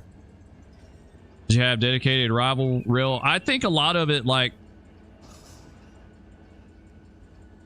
it's really hard on this game if you go into a route and you don't know anything about it. Like, let's be honest. You kind of, like, you can just get in here and run trains, but if you really want to get, like, into the nuts and bolts of it, you need to kind of know the ops. And that's, like, to me, that's the hard part. That's the hard part. The AGS is more set up for the ops than I think any other, like, any other route in game, but that's like the hard part. Look, you don't have the flu. Yeah, we've had, like I said, a lot of my kids have had the flu. I think my wife had it. She never got tested, but I think she had it too. This guy. And close this guy here.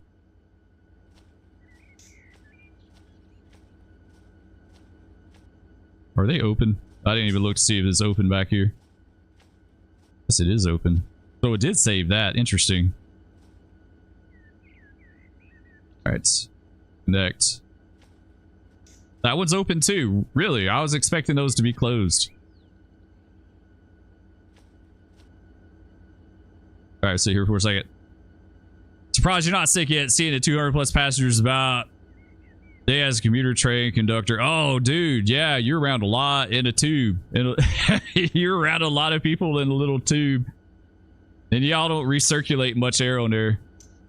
That's like being in an airliner, like confined with people spreading germs and stuff for, you know, a few hours.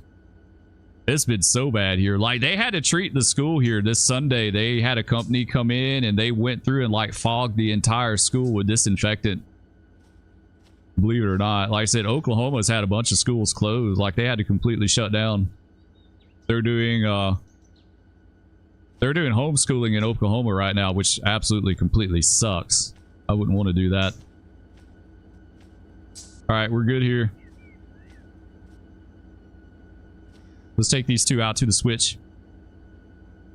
What I mean is, like in Railroader, where it tells you, for example, those three belong to L3, or oh, it tells you what cars.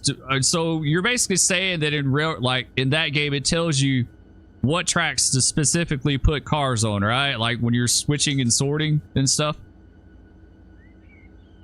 It's more scripted out, right? Like it's scripted and tells you exactly what to do.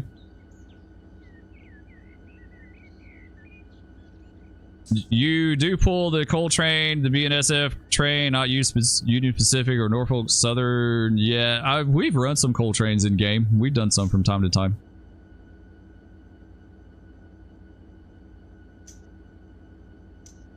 Yeah, you know, in this game, like, you're really left at your own devices as far as how you run your railroad.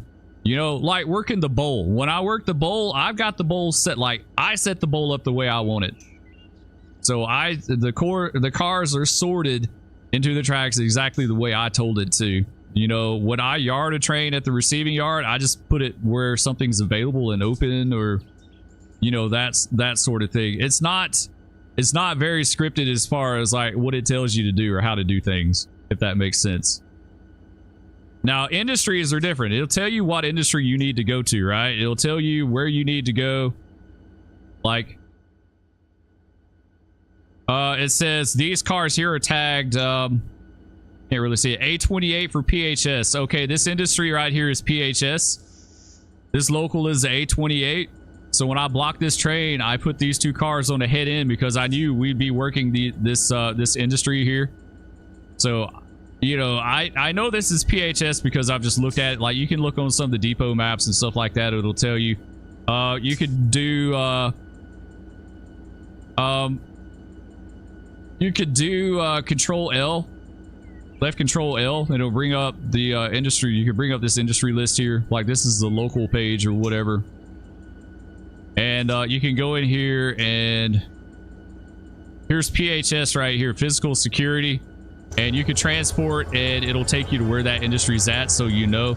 But really, like running this game, you need to know the ops more than anything. You got it, like, and it's really hard for people that aren't familiar with it to figure this stuff out. Like, I'll be honest, like, if you want to run it like real, like close to real life. But on industries with multiple tracks, you just put it where it fits. You could, I think, yeah, I think wherever you want, you just stick it in there. I try to keep it a little bit more realistic as far as like trying to put it on a spot where I think it would be.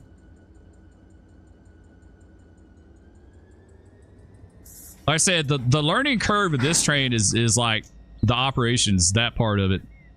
Oh, we didn't get our handbrakes. Come on, let's get. Yeah, come on. This handbrake. There. And get this one there. Then we'll catch up. Stainless steel tubes. Hell, the other day we had to kick off people for smoking. Oh, man. They're smoking fentanyl on the train? Really? Dude. Yeah, no thanks. That's a super scary thought that they even have fentanyl on a train. Like, what if you touch something and then you just fall out dead?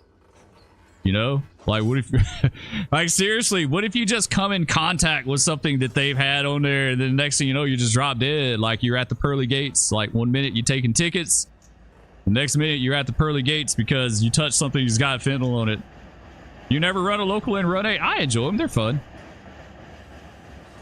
It's something different.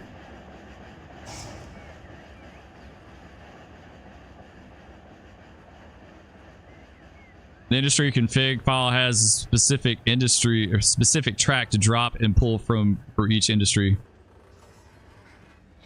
This is weird for me. It's my in real life job because it's so different in Europe. It confuses me. Yeah, I could totally get that.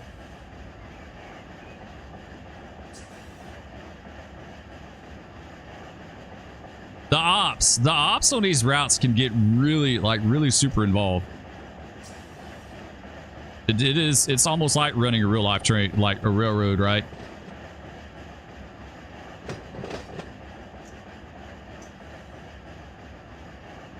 All right, we'll swing down here.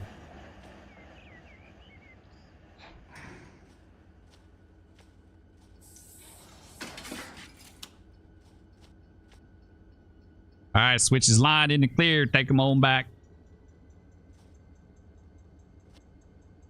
Sometime today, please.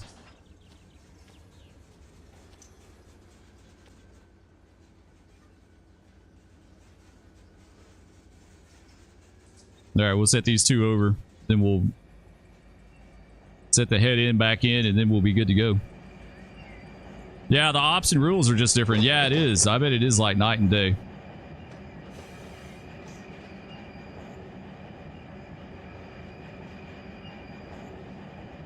Like, I've learned a ton on this route. I'm not an NS guy. I didn't know much of anything about them. And it's been cool kind of like sorting out how they do this stuff. You don't have to do it anyway. Like, you can do it completely your own way too. You don't have to do it like real life if you just want to do it as your own railroad, right? Like, just whatever suits you.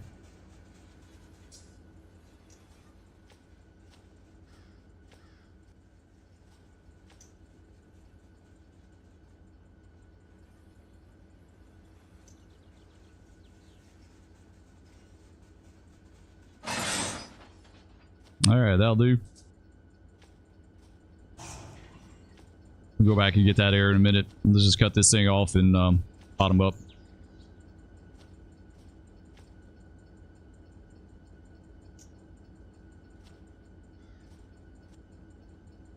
Wait a minute. Why did that one close? I totally did not tell that. Like, why did that close? That's weird. I did not tell that one to close. This one is supposed to be open. Why did that close? Weird. You see it just closed. I got this coupler selected, but it closed that one. So that's a bug. That's absolutely a bug. I kind of wondered that. I kept seeing angle cocks like closed in the game that I know good and damn well I didn't close. Like that I hadn't touched. Does it open? It opens too, like it does both of them. Really?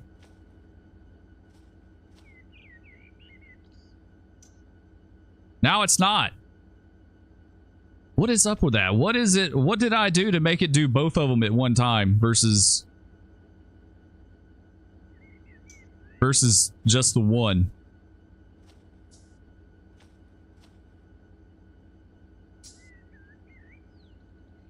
Joe, do you guys see that?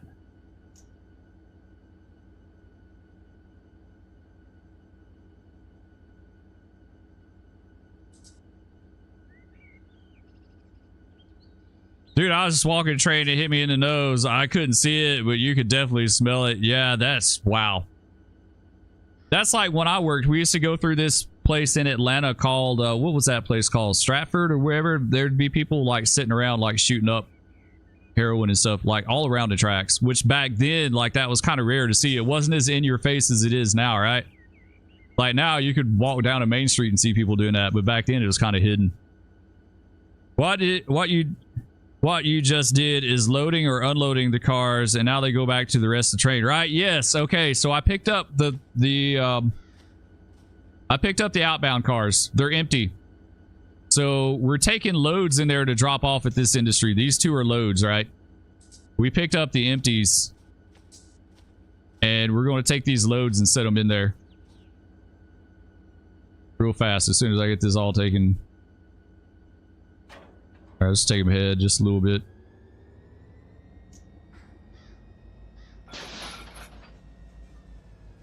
All right, hold tight right here.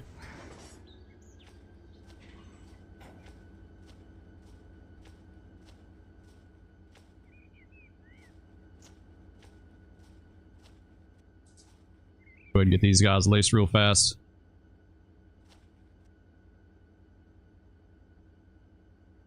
Them up. All right, that's good.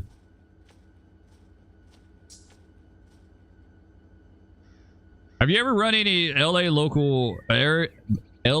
area locals? I'm going to get it out, I promise. No, I haven't. I don't think I've done the only thing on the West Coast that I've done is the Blitz, the Mojave Blitz to Monolith. I've done that one, but that's been it. A58, be good local for you to run. It works Tuscaloosa to Birmingham and return. Does it work into industries, or is it purely a like a feeder train? SP. Hold left shift and click on. Does left shift do both of them?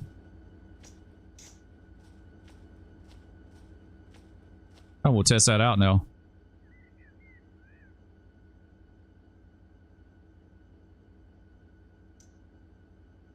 How was I like? I can't figure out for the life of me how I was getting both angle cocks to turn out at the same time, to open and close at the same time. Like I've never seen that before, and I can't replicate it. Like I don't know. It's not doing it, but something I was doing earlier was doing both of them.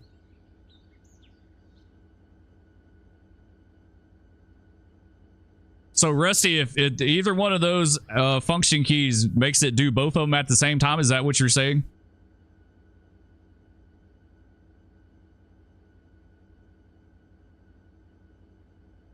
Yeah, I don't know. I can't. I'll have to look into that. Is that like a feature? Yes. Okay.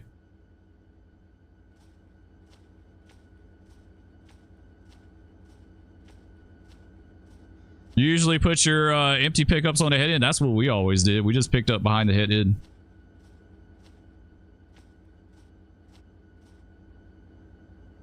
None of our locals were ever long enough or had enough trailing tonnage for it to ever be a problem. Like it was never an issue. And we always switched right. Well, we always did everything like right behind the power.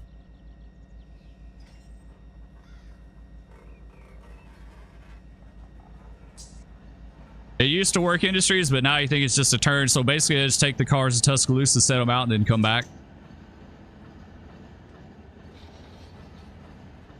Marv, what's up, dude? How you doing? Good morning. You have some yard workers that get drunk during a night shift every now and then. They used to carry beer on the caboose, but way back in the day, they used to carry beer and liquor and stuff like that. It's a completely different time back then. Like I said, I knew an old railroader who used to talk about working in the Bone Valley back during the 70s and smoking joints while they're working the local in the Bone. But if you're not familiar with the Bone Valley, it's like in the middle of nowhere, Florida. Like, there's nothing that goes on down there. Let's catch up. But yeah, 901, we did our pickups and our setouts behind the head end because, like, if you're hanging on to a bunch of cars, it's harder to spot cars up. If you're hanging on to a bunch of them. You know what I mean? Because you got all that slack running in and out.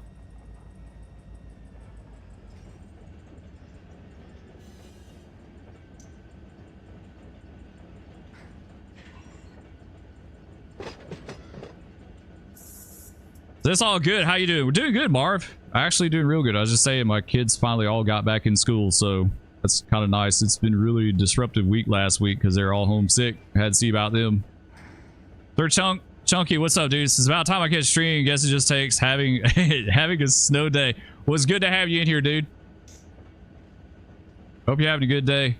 Yeah, I do mornings because it's harder for me to stream in the evenings. Every once in a while I stream in the evening, but it's like super rare. Especially with my kids in school. Like during the summer, I could probably stream in the evening more. But like our evenings are so busy, like my kids having to get ready for the next day and like do dinner and all that stuff. It's like a madhouse here. It really is.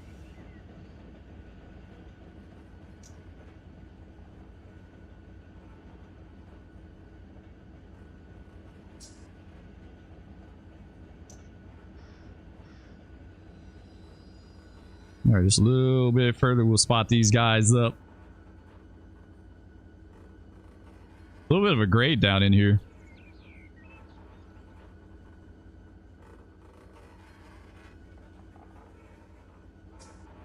It's not really that great of a spot. Like, you can't get both of them on a ramp. All right, that'll do.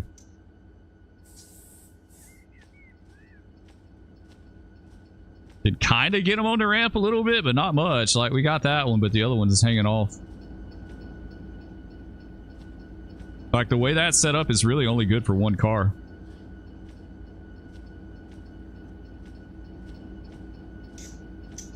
Right, let's get this guy.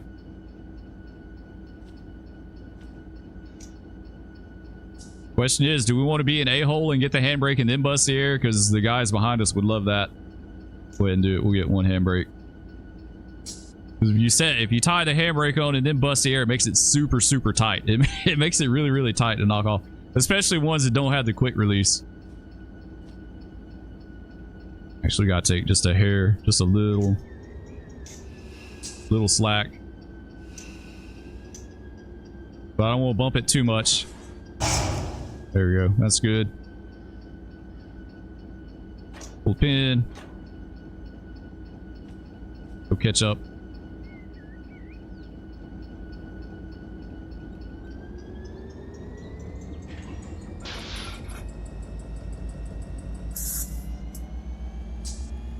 All right, 2 cars successfully delivered. We didn't tear anything up, so that's a win in my book. Yeah, but it starts in Tuscaloosa, takes Birmingham's to Norris and return. Okay, so it's exactly like the A28 then. It doesn't originate in Norris. It just goes up there and drops the stuff off and then comes back.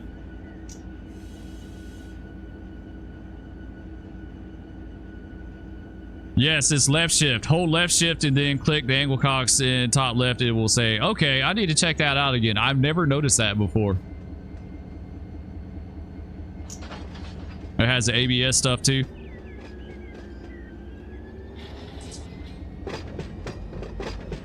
You barely have any center couplers. It's 2 buffers and then a hook. Wow, that blows my mind that like couplers aren't standard. Like standard everywhere.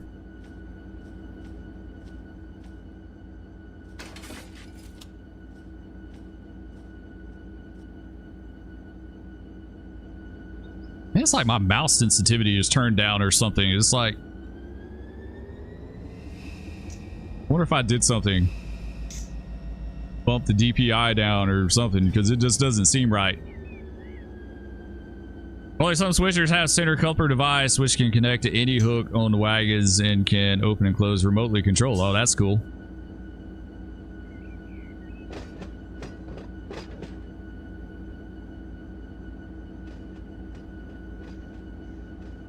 You got burned out on the fit, so I'm running Cali locals for a while. LA has the most locals in running. Yeah, LA has a ton of locals down there.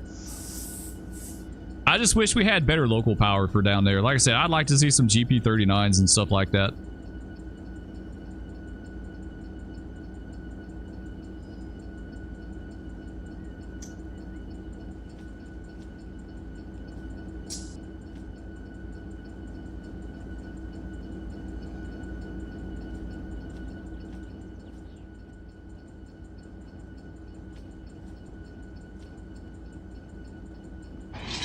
All right, that'll do.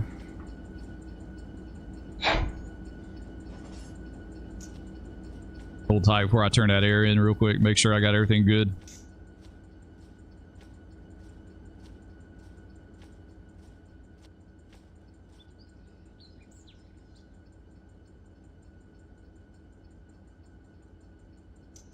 I was trying that out, what you're talking about. It doesn't say plural. Like I can't. So you left shift. It's left shift, hold left shift, and then click the angle cock in the top left. It'll say angle cock. Really? Okay, left shift.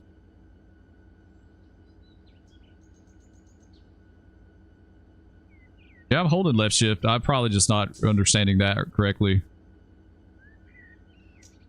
I think it's cool. They got the correct coupler for the tank cars, these shelf couplers or whatever they're called. I did it right, really? Oh, I see now. Okay, I see what you're talking about. Yeah, I got you. I got you. I did not know you could do that. I've played this game forever, and I see. This is the plurals over here. Okay, so if you don't hold left shift, then okay, so you can basically do both of them at the same time with left shift. I did not know that. I played this game forever, and I did not know that. Learn something new every day. Yeah, my mouse, I don't know. My DPI is like way low for some reason. Okay, so we're good with that. Let's go ahead and cut this dude in.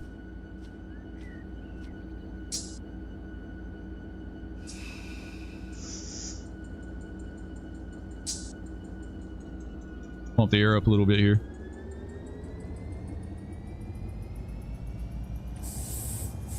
Take just a few seconds and then we'll get out here and then we're done.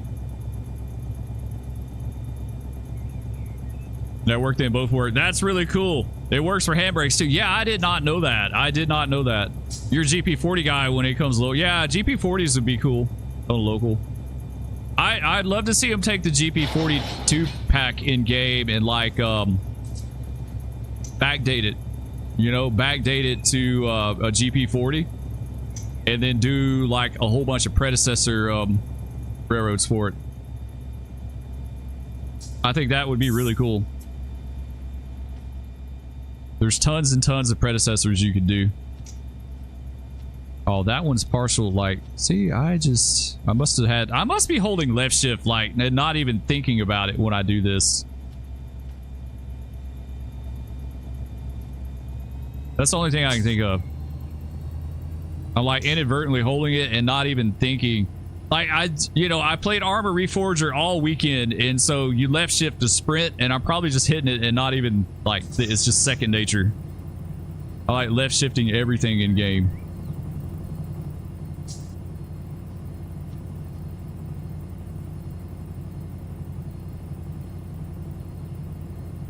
Since you switch with air, it's a huge time saver. Yeah, I bet it is. I bet it is. Okay, now we're good.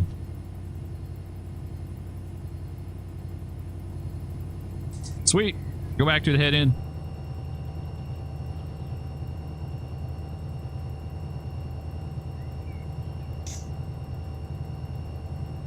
Will they keep pumping up? Yeah, I'd like to see a GP40 pack and an SD40 pack. I think those would be really nice. Just for the like all the predecessor railroads that you could have in game just by doing that.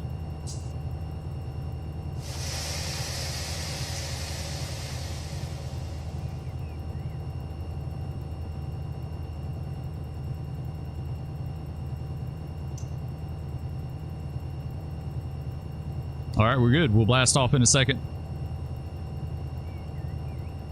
Yeah, there's tons of stuff I still learn in this game every day that I didn't know.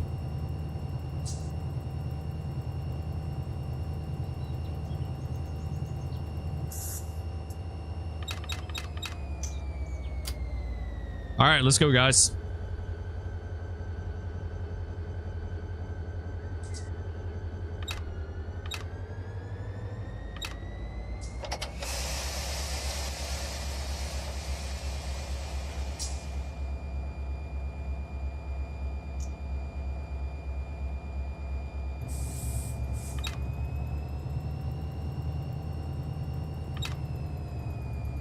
Watch those amps.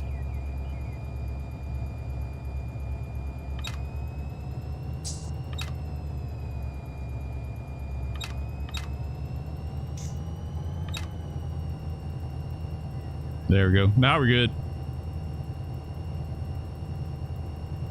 We got one other thing to do though before we go. Because we're going to take these cars and we're going to set them out in the storage track. So we can take them back to Norris with them next time. They don't do this in real life. They probably take them to Wilton with them and then bring them back. But we don't have a way to do that. You'd like to see a high hood engine in game? Yes, absolutely. High hoods are a must now that we have an NS route, like some high hood SD40-2s or whatever. With a control stand on the conductor side is what we need. I'd like to see an SD60 in game for the NS because their control stand was on the conductor side.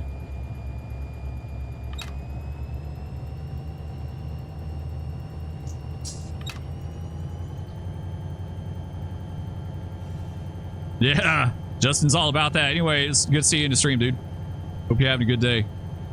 Yeah, we need some high hoods, absolutely, for the NS.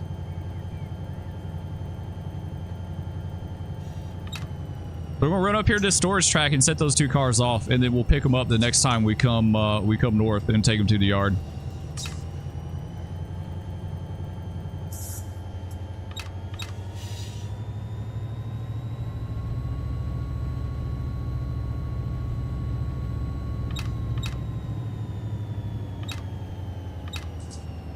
All right, we'll just ease up there. Yeah, even some high hood dash 7s would be really nice in game. NS had those high hood B30-7As and they had high hood B36s. They did not have high hood C30s though. I don't even think that was an option on the C30s. I don't think they had. I don't think there was such a thing. But the B30s and the B36s were definitely high hoods.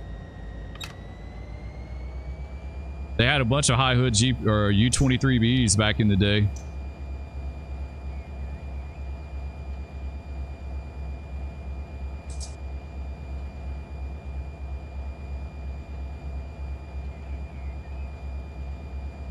I think some of the old N&W SD40-2s, I think some of those had dual control stands. That would be cool to have in game. You could run it both ways.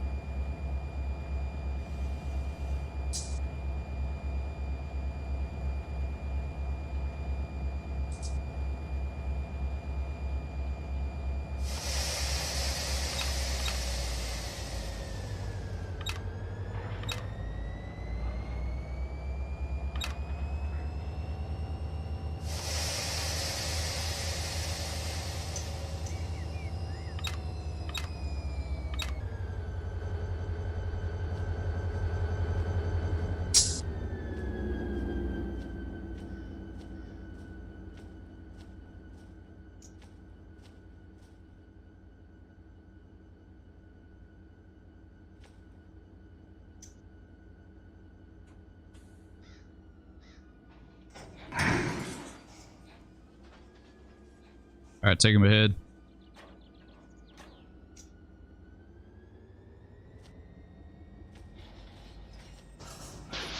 Hitch up. All right, let's take him to the switch. Did I only get the one car? No, I got both. Thought for a second I only got one.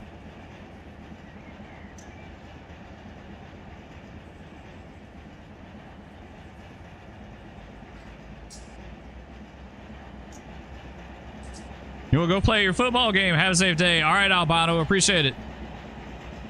We'll catch you next time, bro. And enjoy your game.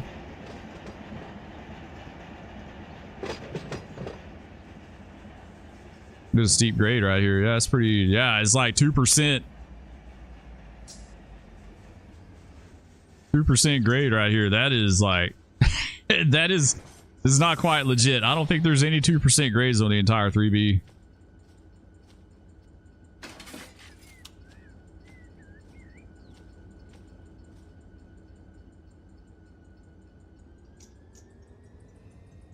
All right, let's stick these two down in there. Eric, what's up, man? This reminds me of the auto crew caller. Have a safe trip. Man, she goes on this grade. Wow. Surely the 3B doesn't have 2% grades. There's no way. There's no... I think that's just because, like, this is kind of the end of the route, and they just, like, at least for this line, right? So they just kind of just did whatever. 2%, like...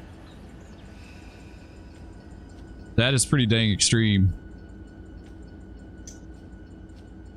All right, we'll get these two. So we're going to leave these here for next time. If I ever run this local again, we're going to take them with us up to the yard.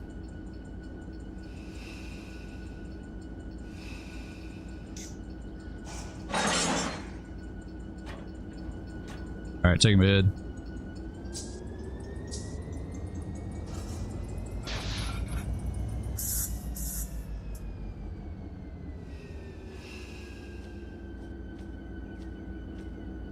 All right, let's catch up and go with it.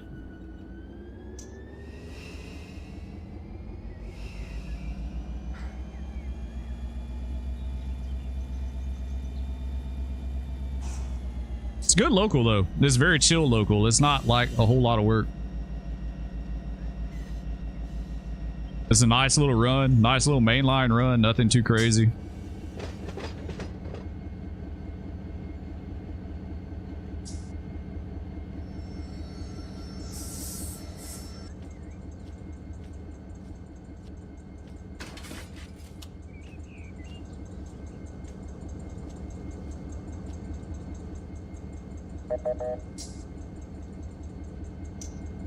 Dynamic brake must be off. Did I really engage the dynamics?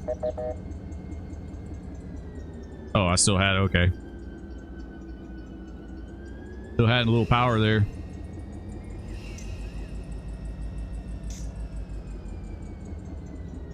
Now we're good.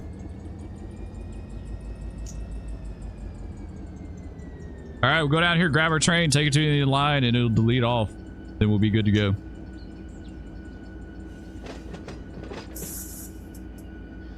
I said we'll get these guys next time. We got a little bit in the yard we could do.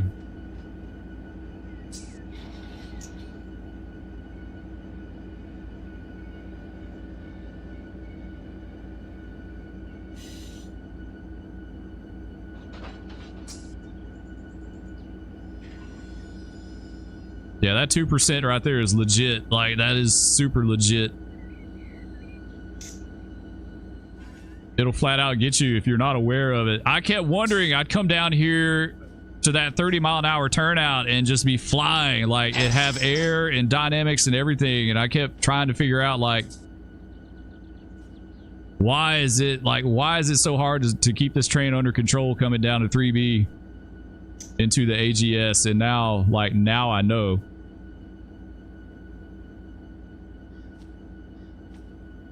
That's... Did it open? Okay, there we go.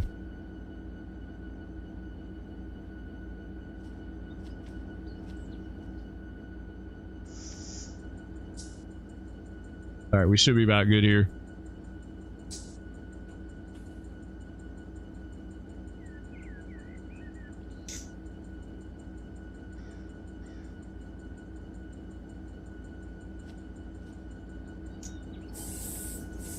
Let her pump up a little bit. That's a big part about it, is just like waiting. I thought I had a handbrake on this thing. I don't think I put any on it. I will next time. Now that I know there's such a steep grade right here, it's 1.95 right here. We're lucky we didn't get a knuckle this slack rolling out on us.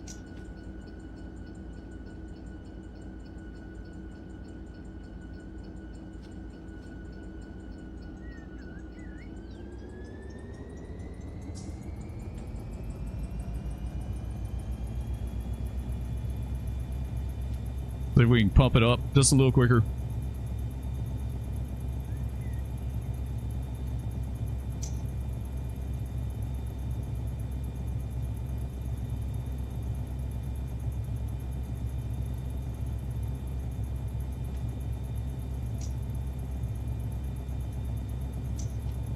There we go. All right, now we open it up the rest of the way.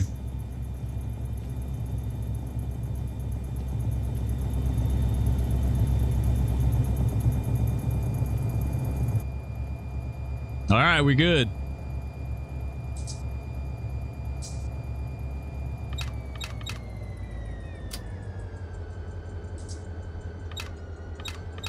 Just blast off.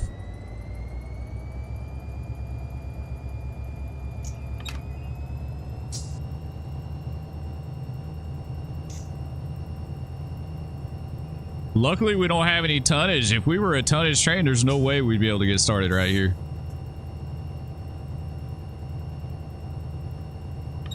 Like, that is super legit. It's a legit grade. I want to see. Now see it's saying it's 0.7. Now it's 1.95. It was saying 0.73 and now it's saying 1.95. There's no way the 3B is that steep. Brother Sucks is in back. Neighbors are moving. You didn't know that, really? Yeah, we got an empty house across the street. Someone may be moving into. Looks like they're renovating it.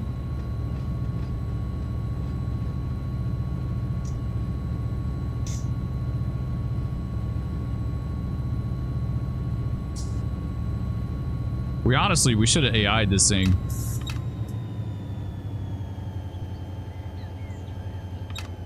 We may just do that so we can get on. I got some other stuff I want to do real fast before we end this up. Let's just do that. Let's stop it.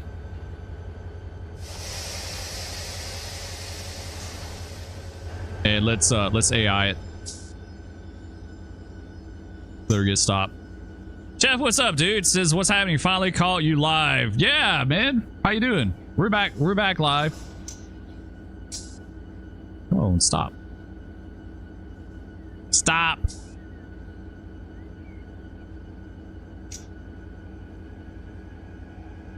I just want to AI you, bro. Like, just stop. Stop. Just stop, please. There we go. Get out of here. Get out of here, you guys. Okay, we're done with this. We ran our A28. That was a nice little trip. So, yeah, we left these cars right here. We could have taken them south with us, but I'd really like... They're routed to Atlanta and KCS, so I'd rather take them back with me to Norris the next time we run this local. So we'll just pick them up the next time we go. So here we go. This is our one and only industry we have to work. Got our 2 cars spotted up there. Found an awesome 5M server. You're going to be fire chief in it. Nice. How are the fire mods in 5M now? Are they pretty legit? Like, do you pull hand lines and do all that stuff?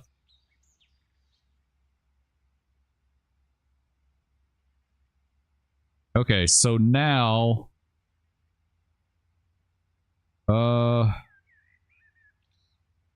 we need to figure out what train this is right here. This is... I think this is the 384.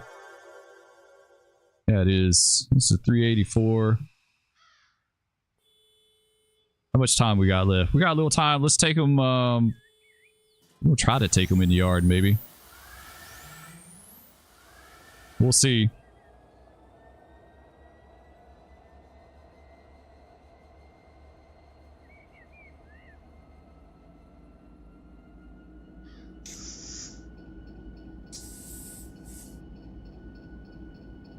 Yeah, we'll try to take them in really quick. Bad location. House is surrounded by massive trees.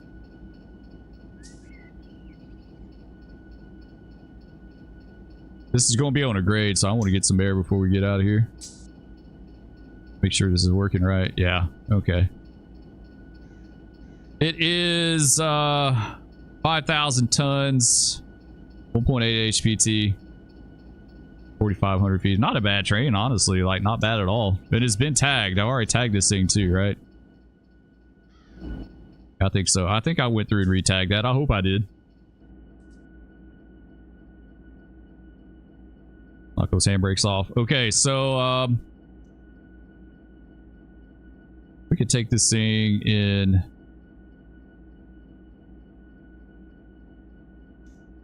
R8. I think R8 would be a good one. Yeah, R8. Actually, you know what? Never mind. Not R8. Let's do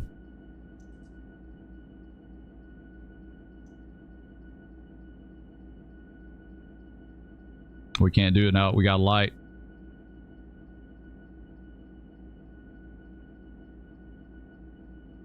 I was gonna say put it in R12.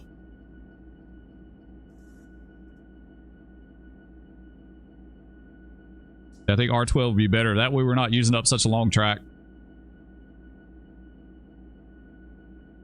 There we go. Now we should be good, right? It doesn't show us going into R12, but you know what? We'll go down there looking out. It'll be fine.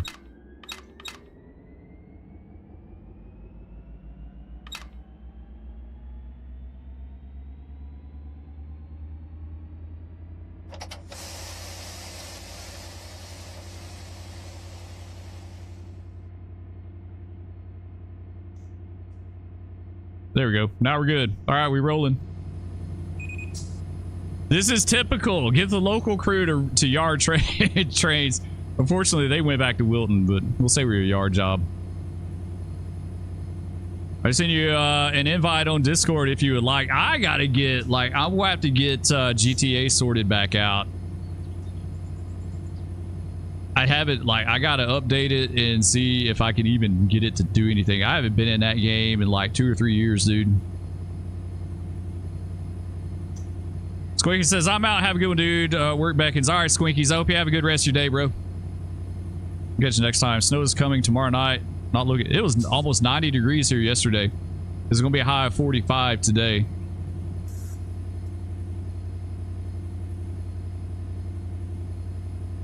That grade going up in the North Yard is Red Mountain. Back in the day, they were huge iron ore deposits. Yeah, you mentioned that, like, coming down CSX, we used to come down Red Mountain too from Grace's.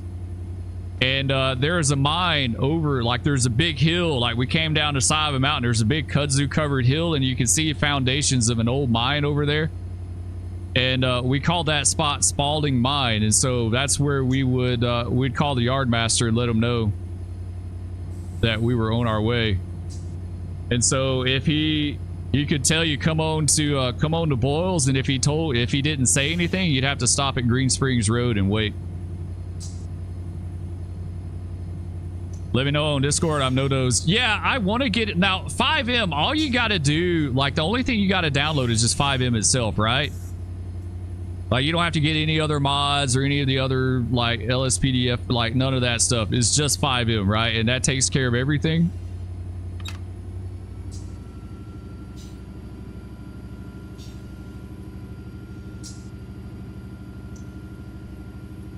Some of the trains have to pull past it and then show, so they back into the yard. That's cool. That sure is a small yard to back into, though. Man, you only got like maybe 7,000 feet at most. 6,800 feet.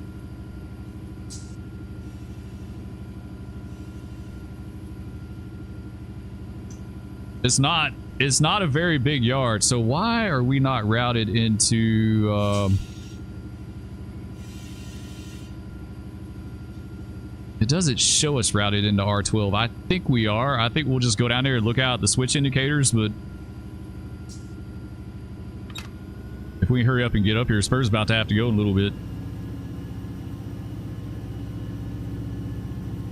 Oh, she's slipping. Never mind. Never mind.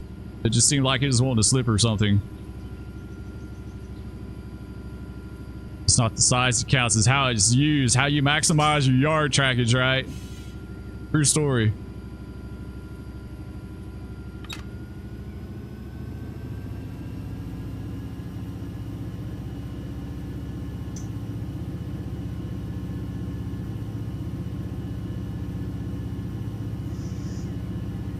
I don't even know what kind of light did we leave on. I don't even know what it was.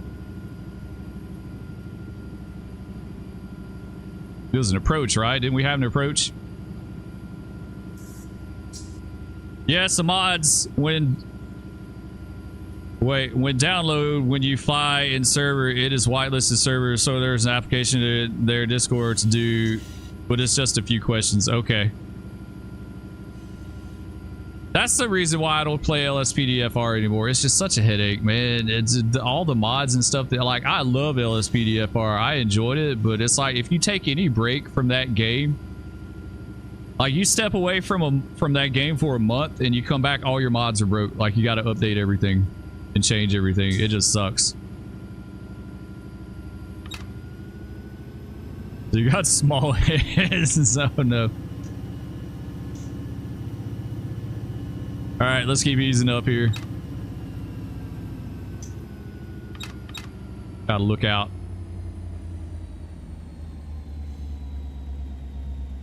We may not have another light up here, do we? I thought there was another signal as you're coming in. Maybe not. Maybe that was it back there.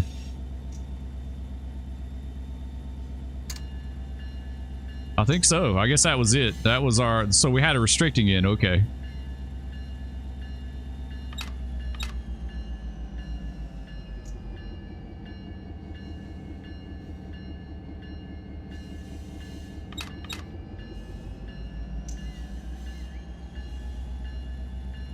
I love coming into the yard at Norris. Like, it's so cool. I don't know what it is about this location, but it's just like really super cool coming in here.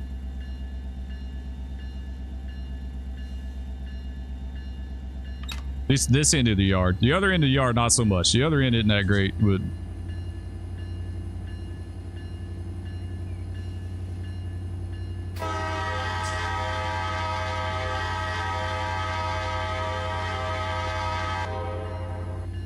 That's a nice horn. I like that.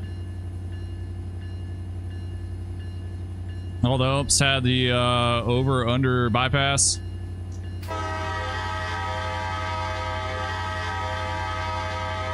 I don't know about this one, but I know Waycross is true to life.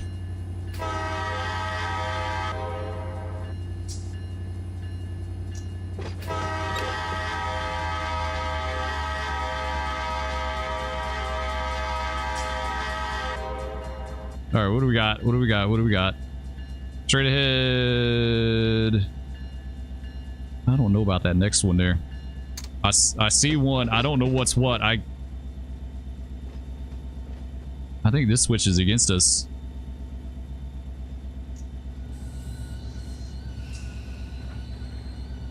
Yeah, I think that one switches against us.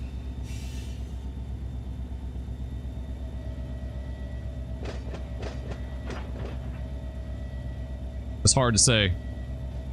No, it is good. Okay, so that one is for that. Man, it's so confusing through here. Okay, so that one's good. That's on the other side. See, all these are on the ladder, but this one is opposite, so...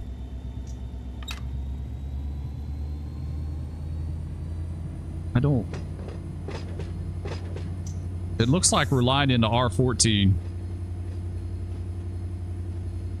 Hell, I don't know. I don't know where we're going. We're going somewhere. We're going somewhere, you guys. I don't know where we're going, but we're going somewhere. So we're supposed to go in R12. I guess that's right. Because the ladder kind of... Okay, there's another ladder down here.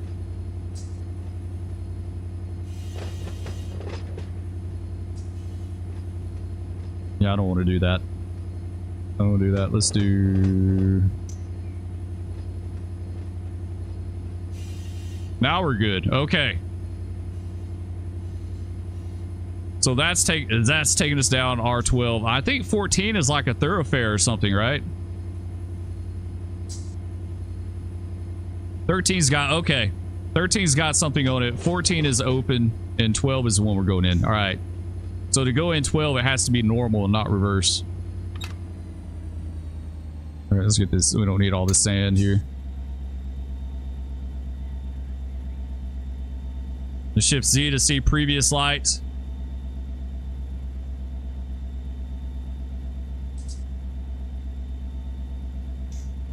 You thinking SD45 is Jeeps? Your counter, yeah, we're not gonna worry about the counter. We got to pull it to the bottom anyway, so it don't really matter.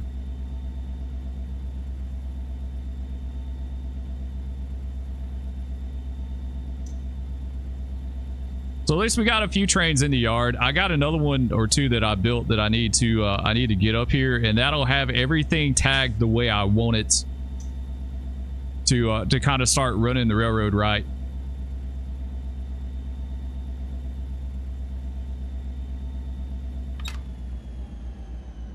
What is our power? Is it two aces? Yeah, it is 2 aces. Man, NS loves their aces. They had a lot of aces.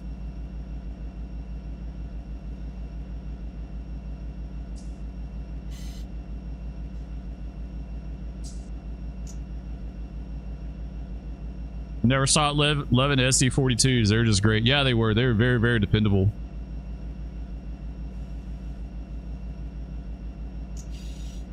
Just good machines, like just good, reliable machines, hard-working machines. Like it's just very extremely reliable.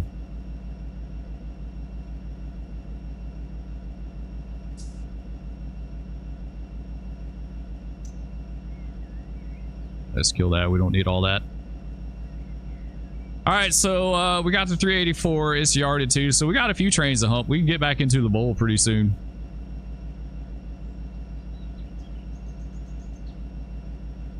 We gotta do some outbound stuff.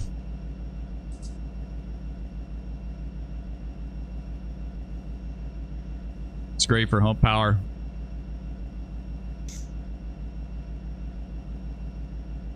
Yeah, I want to say they still had SD40s on the hump when I would go down to Waycross from time to time. I more than anything, I remember those units having rice yard hump units stenciled on the side.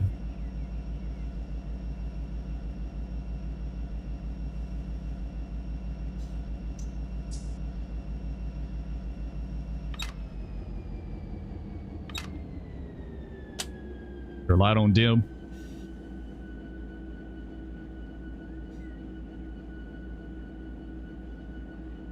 Is it actually a bowl in game? What do you mean, Mother Slug?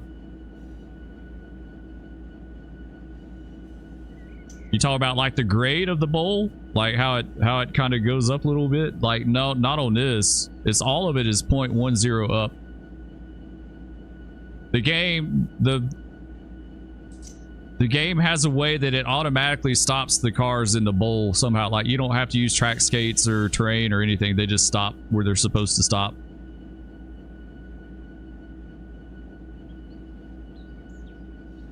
The receiving yard. It's 0.1, like everything is 0.1% up. Let's see. Yeah, 0.10.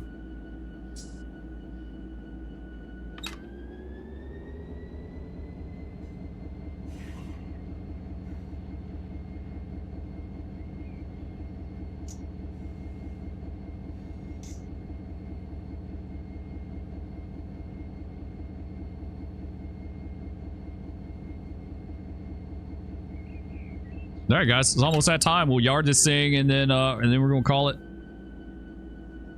We'll have another one in the books.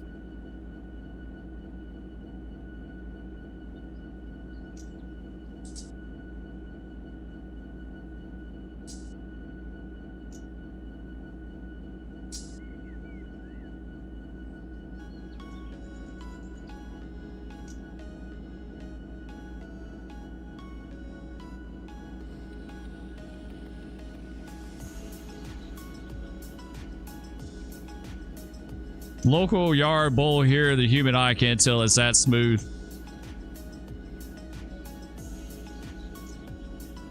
That's pretty impressive. A lot of yard tracks are trash.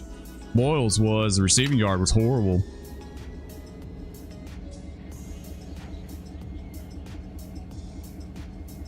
It was rough. Had all kind of trash on the ground, like cross ties and stuff laying around the ground, like pieces of cross ties. It wasn't well lit at night. Like the lighting absolutely sucked at night.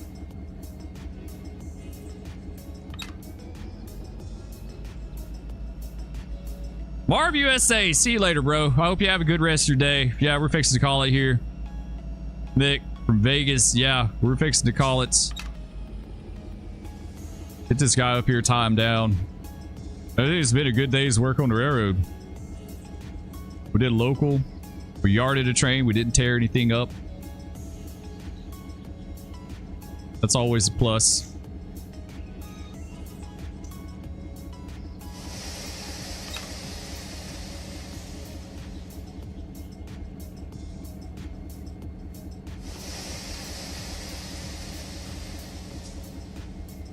I'm trying to stop short of the switch here if I can. I may have goofed up.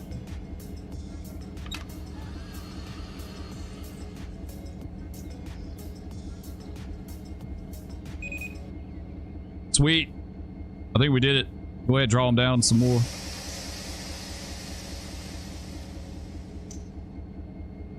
Nice. Good enough. A couple of handbrakes.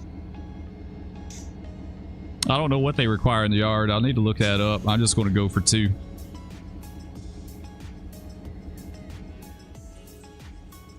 All right, guys, there we go. Another day, another dollar on the railroad.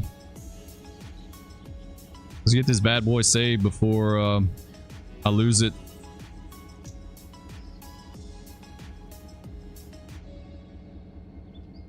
Yard before 78 had 2 different time humps, a soft hump and a heavy hump, which was Lehigh Valley operated. The heavy hump was pitch different from the standard hump. That's cool. So soft hump, did they just kind of like, was that kind of like Barstow? Like they have a little hump down there too into another one of the other little yards or something, like the local yard or something, that they could kind of like do a poor man's hump, building locals instead of like using the main hump.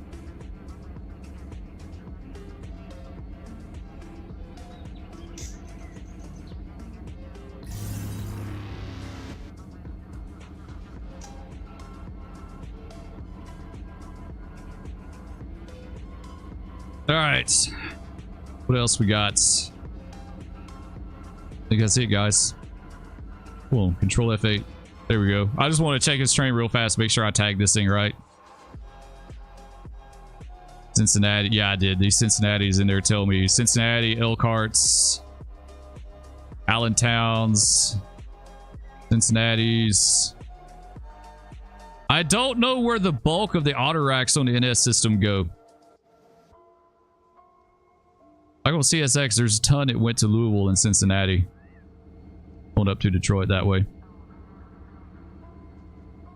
Soft hump was smaller boxcar kind of rolling stock. That's cool. And what yard was this, Mother Slug? SP, what's up, dude? It's good seeing you in stream. Sorry, I'm gonna get it right in a second. I'm kind of distracted. Good seeing you in stream, man. I hope you have a good rest of your day. We'll catch you next time. Thanks for all the information you give me too about the route. I appreciate that. SP's got that first-hand knowledge of the AGS.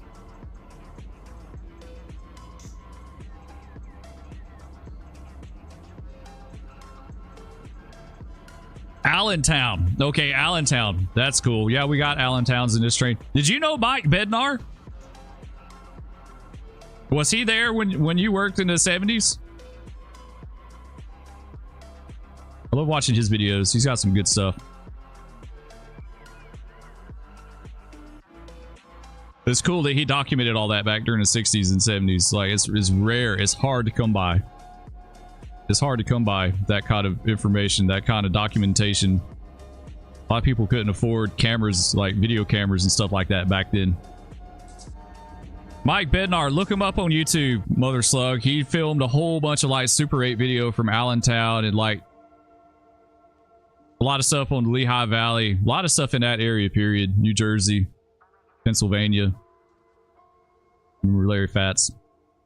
All right, guys, I think Mrs. Spur is messaging me ready for lunch, so we're going to go ahead and end this one here.